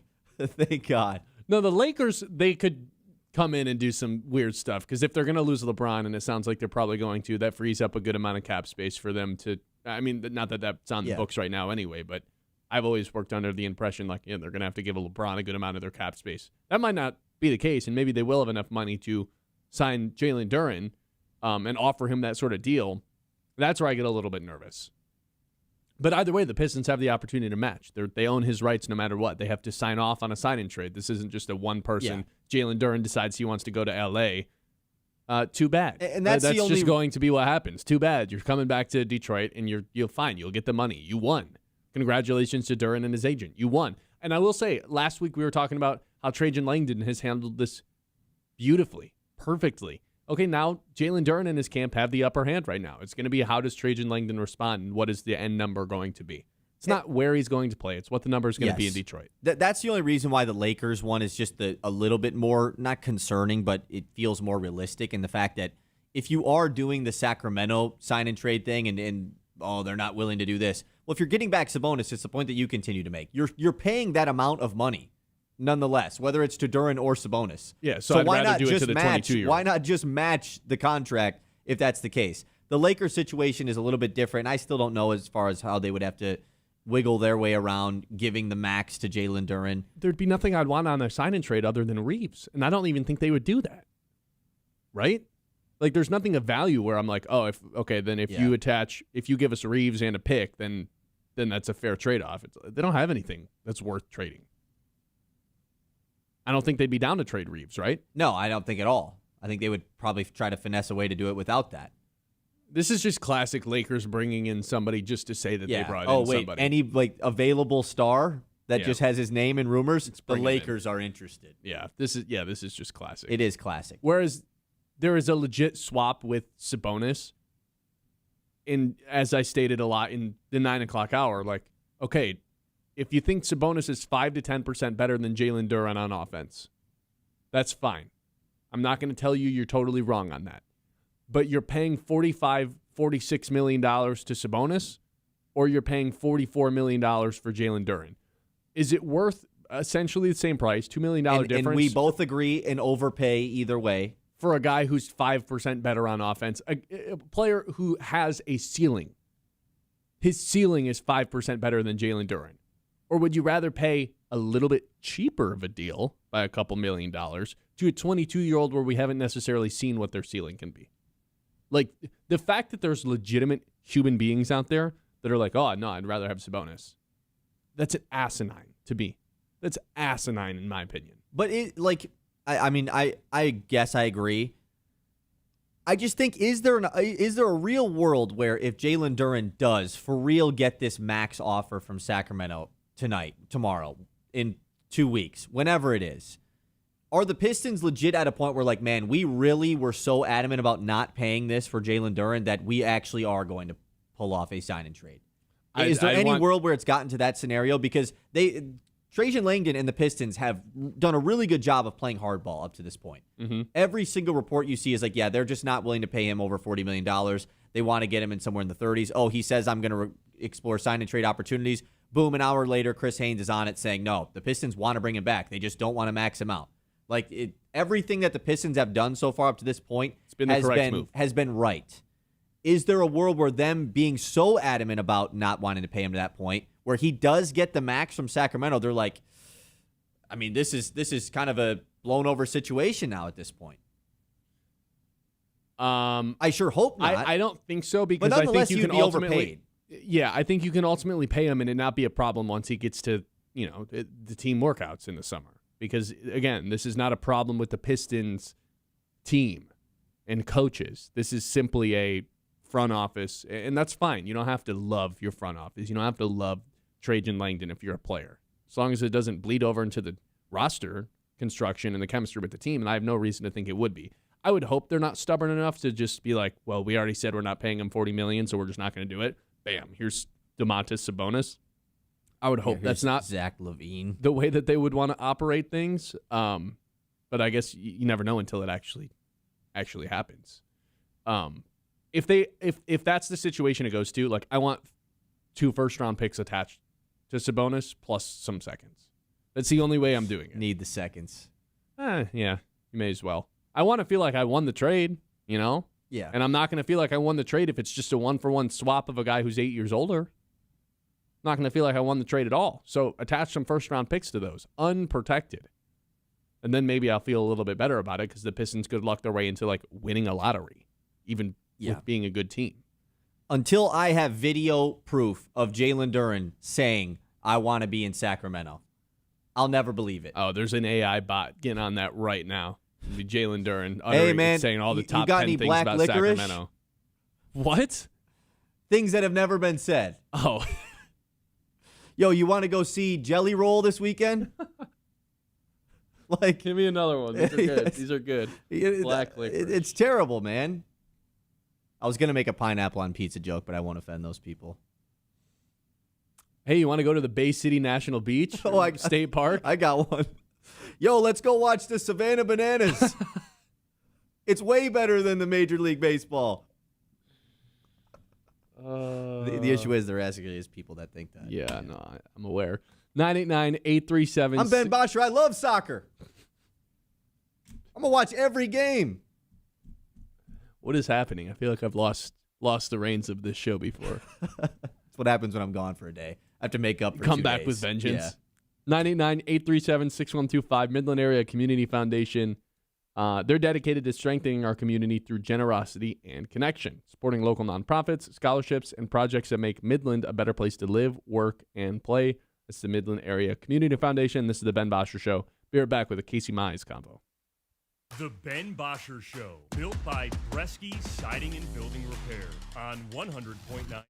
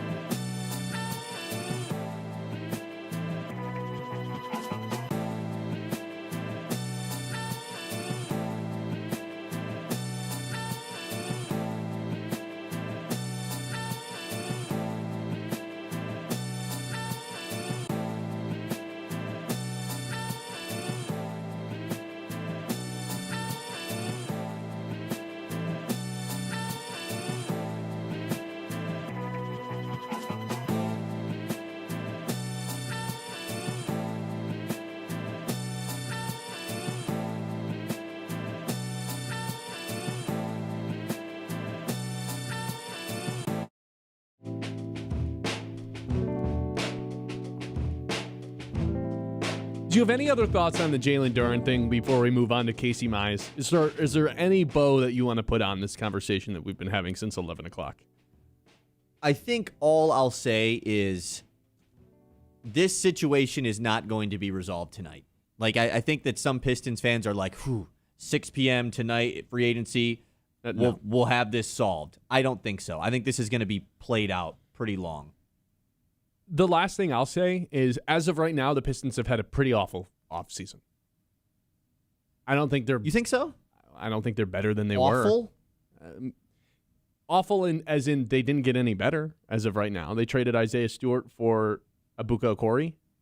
And Isaiah Joe. And Isaiah Joe. So, like, they're by the way, I saw Isaiah Joe. Marginally better. I saw him playing golf on Instagram the other day. Dude's a pretty good golfer. Really? Does he shoot more than a 106? He shot like an 86. Oh, wow. What if we did a road to 99 with Isaiah Joe? That'd be awesome. Would that be a good offseason? I think it'd be a good offseason. I don't think they've jumped tiers yet. If the Pistons were in the tier outside of contenders, I don't think they've jumped into that last tier yet this offseason. And I think no matter what, you get to the season, you don't feel that way, it's a bad offseason. And I don't think they've done that yet. And I don't think they're able to get into that tier until they get this Jalen Duren thing done. Like, they're kind of handcuffed to that right now. That has to be their next move. Yes, which I don't know if it's going to be. That's the part that does suck about this the most, is the ginormous pause button put on any sort of, you guys yesterday talking about Trey Murphy, Michael Porter Jr., like all of that stuff is being put on hold when other teams could get involved because they have to figure out this Duren situation. That seems like a good place to end it. The Kevin Huerter deal, I don't get it. I don't really know what they're up to with that one. That one doesn't make sense to me. Yeah. He wasn't really someone who was a part of the rotation most of the time he was here. And like, they gave him $27 million. I get like it's a movable deal. Was he getting $9 million from any other team? I have a hard time thinking that anybody was willing to give him. Probably the mid-level is what he would have gotten. You know, like, I don't know. I mean, with Detroit last year, would you even believe that he was 20 minutes a game? Like, is this an error? There's no way this guy was averaging 20 minutes a game. He just got a lot of DNPs, though, too. Like, he didn't play. How many games did he play? 25. Yeah. Yeah, I guess a DNP doesn't reduce your minutes played. I still have a hard time thinking that the games he played, he was 20 minutes per game. I also don't really believe that he was 8.6 points per game in the games that he did play. He had a little stretch. Where is this coming from? He had a little stretch during the Cade collapsed lung stretch where he was getting, like, legit run. Kind of turned it up. I don't know. I just don't think anybody else was giving him $9 million a year. I would agree with you on that. All right. As for Casey Mize, I have made the case pretty adamantly that they should not move on from Casey Mize. I think that the Tigers, will get enough of a return to replenish their farm system that is lacking talent right now. New top 100 comes out today. They've got 3 guys, all of which have kind of taken a little bit of hits in where they're ranking. It's a farm system that's been on the downward trend ever since Kevin McGonigal was granted no longer prospect eligibility. Ever since he graduated prospect camp, it's a farm system that's been on the slight decline for a while. They can replenish that by trading Skubal, trading Gleyber Torres, trading Jack Flaherty, anyone with real value. Casey Mize has real value. He's pitching the best he's pitched in his career right now. Yesterday, he went 7 scoreless innings against the Yankees, 10 strikeouts, tied a career high. His swing and miss is up tremendously. His strikeouts are up in a big-time way. He's pitching like an all-star right now. He's not qualified, so he won't be an all-star, but his numbers replicate that of an all-star. I would not trade Casey Mize because, well, a handful of reasons. Let's go with number 1. You can replenish the farm system without having to trade Casey Mize. With those other guys, Skubal included, that should be enough. Number 2, I want Casey Mize on this team going forward. I think he can be a part of this rotation next year, and it can be a pretty nice rotation. Just because the Tigers are trading Tarek Skubal doesn't mean they have to tear this thing down to the studs and do a full reset rebuild. They could be competitive next year. They can be competitive in the second half if they can get a good enough package in return for Tarek Skubal. You get a bunch of offensive players. You get an arm to supplement him. Next year, look at that. You've got 2 prospects who are really lighting up a lot of eyes on the Detroit Tigers. A couple of these Dodgers prospects, Kyle and I can tell you from firsthand experience, are guys to be excited about, right? Mike Sirota, who played here for the first few months of this season, number 12 prospect in all of baseball right now. You get him back in return, and you should be very excited about the future of the Tigers. That's an opportunity to spark the Tigers forward. Now, if they're going to spark forward rather than reset this whole thing, you still have to have competitive players, and I think Casey Mize can be a part of that. I think if you keep Casey Mize around and tell him at this year's deadline, hey, man, we do not want to trade you. We want you to be here long term. We want you to be a part of our rotation next year that features you and Framber Valdez as the headliners, and then Troy Melton and Jackson Jobe as the young guys. We think that's our vision. We want you to be a part of it. I think if you don't trade him, you have a way more likely chance of all of that becoming true. And the third thing, Scott Harris has already proven he's not great at trading players. He's not great at selling. 2 years ago, Jack Flaherty was the best right-handed arm that got moved. He got traded for 70 cents on the dollar, and the players that you got in return for Jack Flaherty amounted to do nothing. Trey Sweeney had that one moment in the miracle run that got the Tigers into the playoffs. Other than that, that guy's not a big leaguer. He's an all-pro AAA guy. Tyrone Lorenzo, still down in AA. Like, they didn't really get anything in return. I don't want to give up Casey Mize and get absolutely nothing in return, and he's not in the building, and the odds of you re-signing him go down. And you don't get the comp pick, because if he just walks away in free agency, at the very least, you get a comp pick. You get a compensation pick. So, for all those reasons, plus the fact that I don't trust Scott Harris to actually bring the proper return back for Casey Mize, whereas with Skubal in him, it's like, I guess I just have to have faith that you can't screw this up. I'm sure Scott Harris could find a way, but there's evidence he could screw up trading a really good right-handed pitcher who's having a really good season, who doesn't have a great career, hasn't made a great resume for himself, but is having a really good season. Scott Harris, in his one-time trading that player, Jack Flaherty 2 years ago, has proven he failed the test. He wasn't able to capitalize on it and get the right trade value in return. So let's not put another thing on his plate for things to do this offseason or things to do at this year's deadline when he's already dealing with the biggest move of his entire career, and that's trading Tarek Skubal. So for all those reasons, I don't want Casey Mize moved. You oppose me. I do, and I just think if you put this in layman's terms, like, let's just boil this down here. This team is not making the playoffs.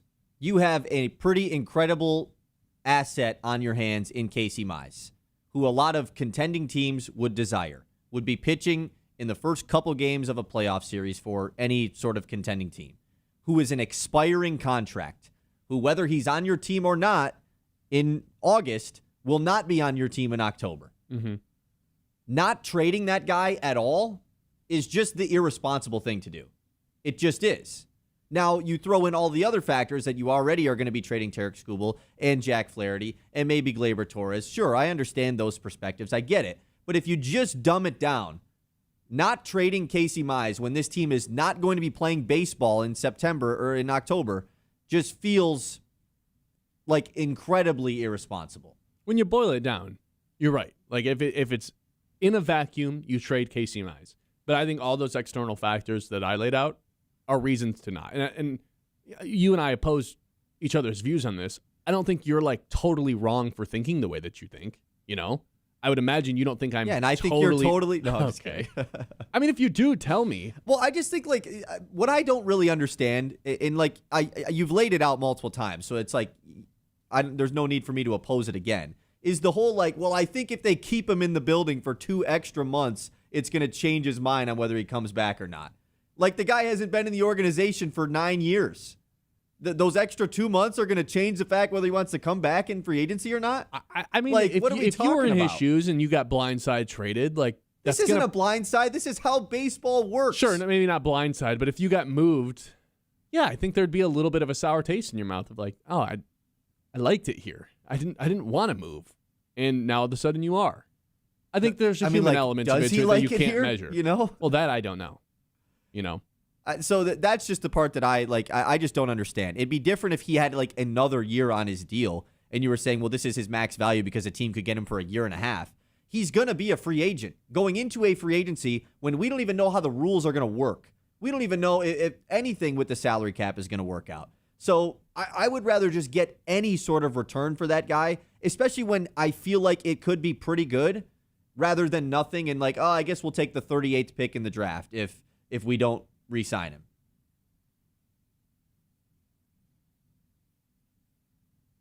Me personally, I don't really care about the comp picks all that much. That's what I'm saying. Like, I would rather just get a prospect pool for a farm system that is dwindling much faster than I think most fans realize. That needs a refreshment, like, desperately. And I don't know they'll get their refreshments with Skubal. But, like, why not max it out? Like, the Skubal return should be great, right? Because I still want to be competitive next year. And we still could be. I don't know if losing, like, here's once again, the case for Casey Mize. Never even been a qualified pitcher. Like, he's just going to miss time every year of his career. So him not being on the team, yeah, I get like he's, for the games that he does pitch, pretty good. Like, especially the last couple years, has been a pretty good pitcher. But that's when he does pitch. All makes sense. 99-837-6125. This is Ben Bosscher Show live here on 100.9 The Mitt. We'll hit the news and do our three traditions to close out each and every show when we return. Crane's L&M Appliance Center has been serving the Tri-City area with quality home appliances from refrigerators to washers, ovens, stoves. Backed by friendly, knowledgeable staff that you can count on, they make getting the right price easy with delivery, professional installation, haul away from your old unit, and financing options to fit your budget. Stop in at Crane's L&M Appliance Center today and discover dependable brands and great value for every room in your home. The 11 o'clock hour is brought to you by Yiter Insurance. Life happens fast, and at Yiter Insurance Group, they're here to help you and make sure you're covered every step of the way. Locally owned in Midland for decades, they treat you like family, not just another policy number. From home and auto to business and life insurance, Yiter is the right coverage for every stage of life. Their team makes insurance simple with expert advice and real people you can actually talk to. Yiter Insurance Group. We'll be there when you need us since 1940. The Ben Bosscher Show, built by Bresky Siding and Building Repair.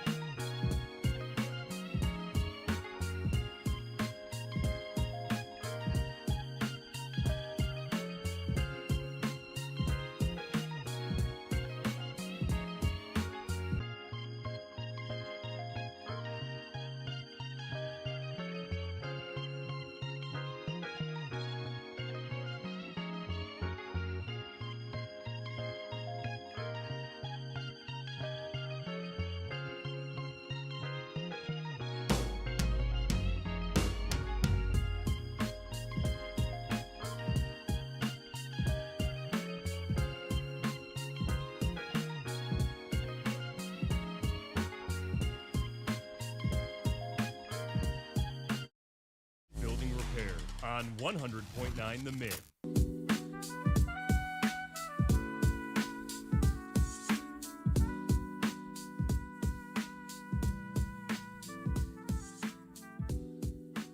All right, Kyle, take it away. It is the Mint Morning Catch. The Mitts Morning Catch. Okay, we're back in the news. Hey, how much do you take into consideration players' activity on Instagram as far as what's going to happen via trades? Almost nothing. How much do you take into that? Unless it's Brandon Ayuk saying he's going to go to the, well, yeah, the Commanders. That's a little straight. That's pretty straightforward what he does. Well, Jalen Brown, I'm seeing this right now. Jalen Brown liked a comment on Instagram that said the Celtics should trade him to a city that respects him. It says, man, as a person who can't stand the Celtics, I hope they do right by him by trading him to a city that respects him. And he liked that comment. Yeah. What do you think? That means almost nothing? nothing to Okay. me. Yeah. Okay. Does it mean anything to you? I take a lot of consideration into that stuff. Really? I mean, it's he purposely liked it. He knows that that's public. He knows that anybody can click that On and see Twitter who liked or it. Instagram? On Instagram. He knows that you can see who liked the comments, like, I don't know. Maybe he doesn't know. I still think it's out of his control where he goes. It's not like he's deciding if he wants to go or yeah, but he stay wants for to the go somewhere Celtics. that respects him, though. I think he's going to play for Boston. Man, you've just been adamant about that. I'm not going to, yeah. I will not waver from that until he ends up on a different team. We get an update this morning during the show from Mark Stein that says the Mavericks have emerged as a leading suitor, as if there's multiple suitors, to acquire Detroit's Marcus Sasser via trade. All right. Sure, man. Take him. Sasser to the Mavericks, potentially. If you want him. Sure. I take a cookie for him. I obviously don't know what the return there is going to be. It felt like Sasser writing was on the wall. So, yeah, he for sure was going to get moved this offseason. Looks like it could be to the Mavericks. This is a pretty funny. This is not news. I just when I was looking at this Sasser thing, this was the tweet below it. I got sentelled, and it's a really good sentell tweet. Jalen Duren will meet with the Sacramento Kings at the start of free agency. The Kings view his playoff struggles as a cultural fit. You got sentelled, baby. You would have to make the playoffs for that. Who said that? Okay, let's do some actual real news here. Enough goofing off. You guys mentioned this on the show yesterday because it did happen during the show, but this is confirmed information now. Malik Beasley and Ed Davis, another former NBA player, are indicted on this gambling case. They were working together, essentially. They found the game that Beasley truly did gamble on. There was another one where he bet his own rebounds, and you can see the clip at the end of the game where he races to get the final rebound, and there's a text confirming that OMG, we almost lost this bet. Yeah, not looking good for Malik Beasley. Good thing the Pistons weren't relying on him to come back. It blows my mind how good investigators are at finding something like this. You legit can't get away with gambling anymore, which is why it kind of surprises me that people are still trying it. Because they found this all to make a couple quickly. $1,000. It's not like Malik Beasley's making millions off of this, Right. Making way less than his salary. I mean, you know how way this goes, less. though. You get caught up in it, and then you just become addicted to it, and it's part of your And there's potential mob affiliations to where oh, you're not going to do this? Okay, then you get something else. Wait, do you say for mob like Terrion Arnold? No. Mob boss? No. Yeah.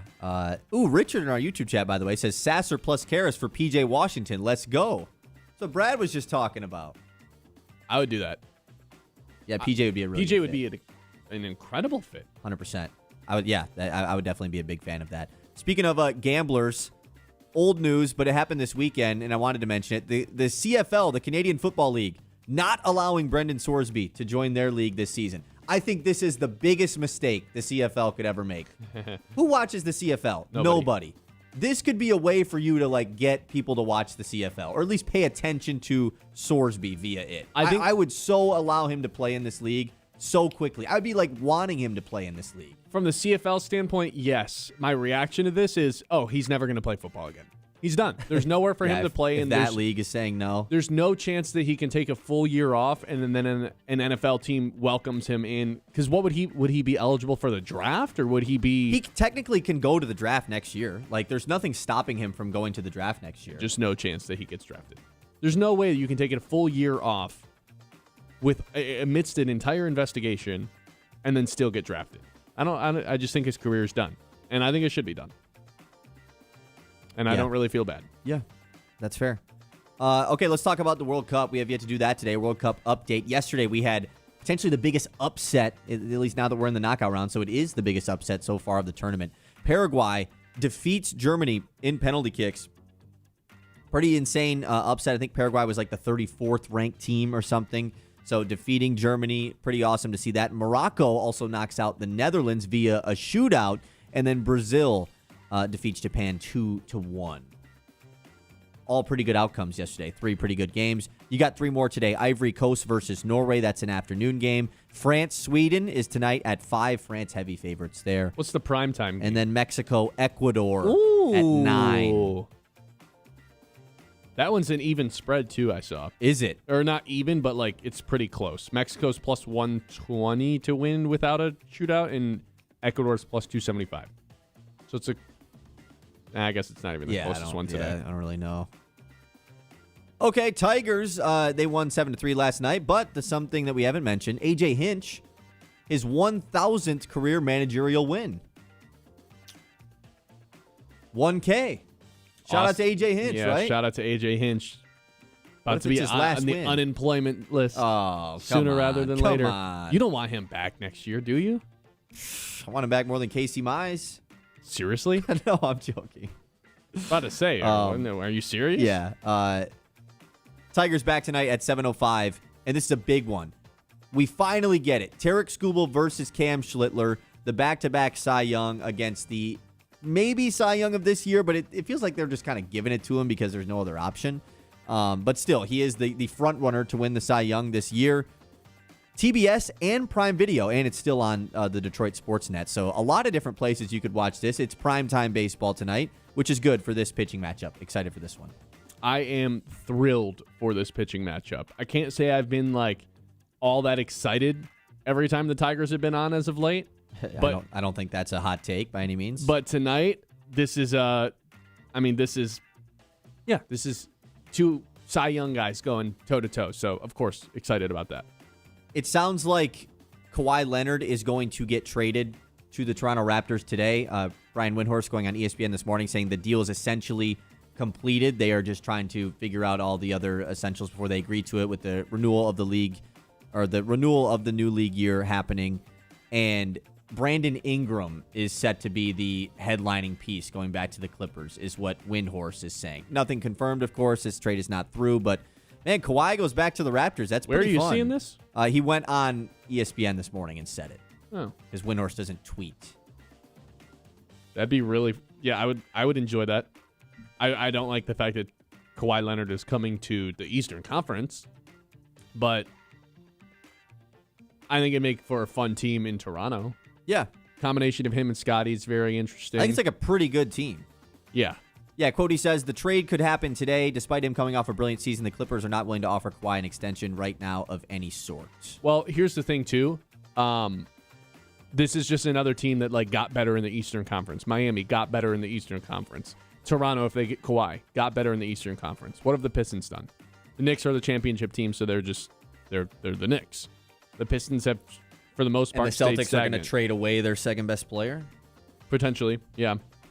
The Pistons got to do something, man. I agree. They definitely have to do something. But they have to figure out this Jalen Duren situation first, which is putting a harp in things. Let's do one more thing in the news. I got one more for you, too, so 2. Okay, you do yours first, because I want to end with this, because it's pretty dumb. Okay, Jack Campbell checking in at number 88 on this year's NFL Top 100. I forgot that that's been going on, because they do it so weird. They do 2 a day, yeah. 88 seems like he should be a lot higher than that. Positionally, he's the best off-ball linebacker in the NFL. Yeah, but Warner's probably still going to be higher, right? Warner didn't play last year. Yeah, I don't know how they do the rankings with that. He probably won't be the best off-ball linebacker, though. It'll be like Patrick Queen or Fred Warner.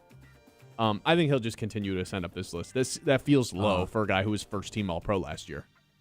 Porzingis, by the way, back to the Warriors, 2 for 40. That happened yesterday, which I don't know what that affects as far as the LeBron, AD going to the Warriors situation. I assume that makes it more difficult. But the last thing I want to put in the news here is the Diana Rossini situation has been extended. We talked about the rumor that happened like a couple weeks ago that essentially she got pulled over and like FaceTimed a coach of the policeman or the policeman's favorite NFL team to get out of the ticket.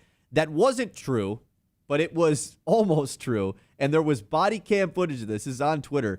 She basically says, oh, well, I'm like, who's your favorite NFL team? And she's like, the guy's like, oh, the Vikings. Perfect. And she just pulls up a text of her and O'Connell, shows the cop. And then as the cop is letting her off the hook, she just says, yeah, your quarterback sucks, by the way. I assume talking about J.J. McCarthy. Just never stops. It just never stops. It will never end, man. It is an unbelievable saga. What do you think happens next? Like an affair with another head coach? Would that be crazier? Is that too crazy? It's probably too crazy. I'm trying to think of Diana Rossini's Amazon account actually has Mike Vrabel's address linked to it. She's been sending him things. I don't know. 989-837-6125. This is the Ben Bosscher Show. We're live here on 100.9 The Mid. We'll get to our 3 traditions to close out every show when we come back. The Ben Bosscher Show, built by Bresky Siding and Building Repair on 100.9 The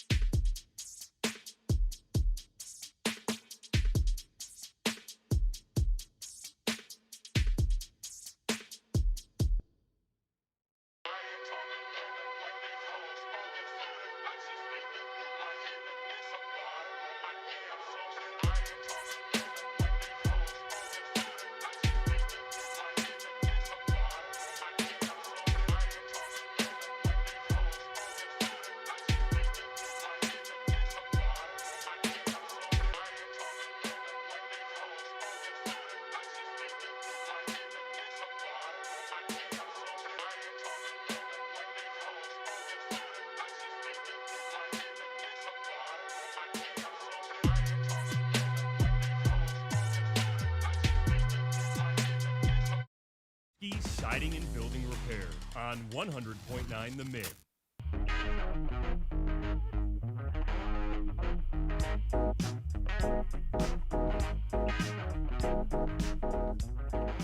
All right, welcome back in, everybody. We got 3 traditions to close out every single show. The first of which, we're trying to make a little bit of money. I call it the lock of the day. Lock of the day. You better lock it up. No, you lock it up. Lock it up. Lock it up. Lock it up. All right, Mr. Kyle, you were gone yesterday, but guess what? Guess what? What?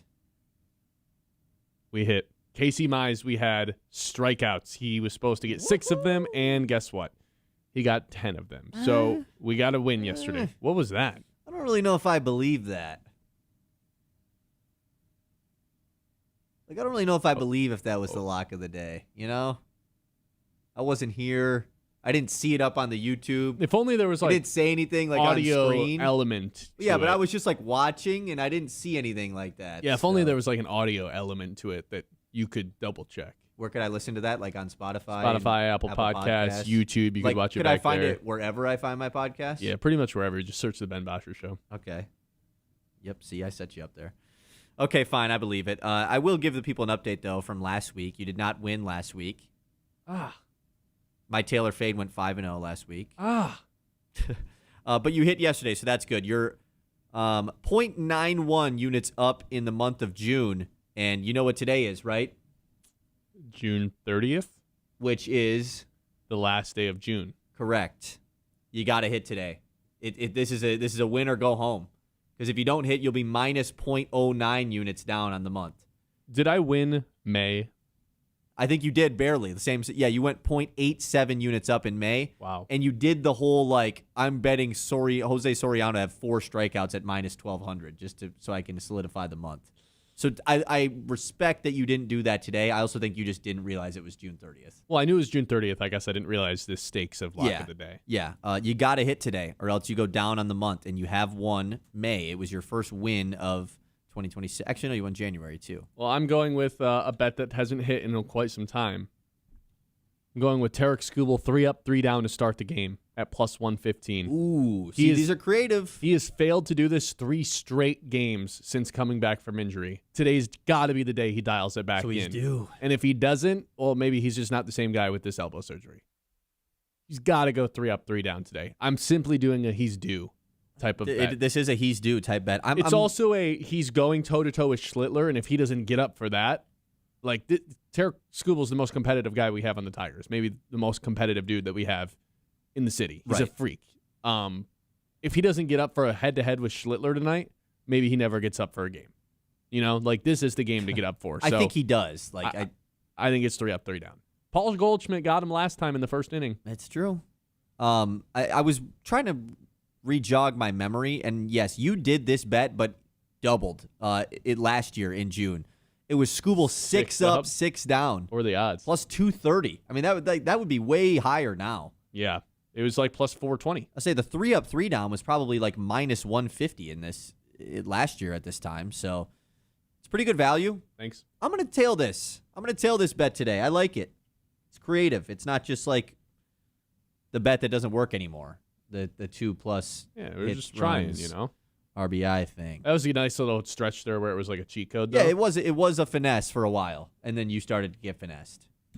Well, now I'm back to doing the finessing. Hopefully. All right, that is our lock of the day. Lock of the day. You better lock it up. No, you lock it up. Lock it up. Lock it up. Lock it up. Okay, next tradition. It's our game of the day. Game of the day. I try to not be very biased on this, but it's got to be the Tigers and the Yankees today. It's got to be Tarek Skubal versus Schlittler. No disrespect to any of the World Cup games on, but we got Mbappe playing. The reigning, they're like minus 900. We got the reigning Cy Young versus the favorite to win Cy Young in the American League. It's got to be this one. Plus, it's the Yankees element of it. It's the home team as well. The Tigers Yankee Stadium. Yeah, it's got to be this one. Any pushback there? No.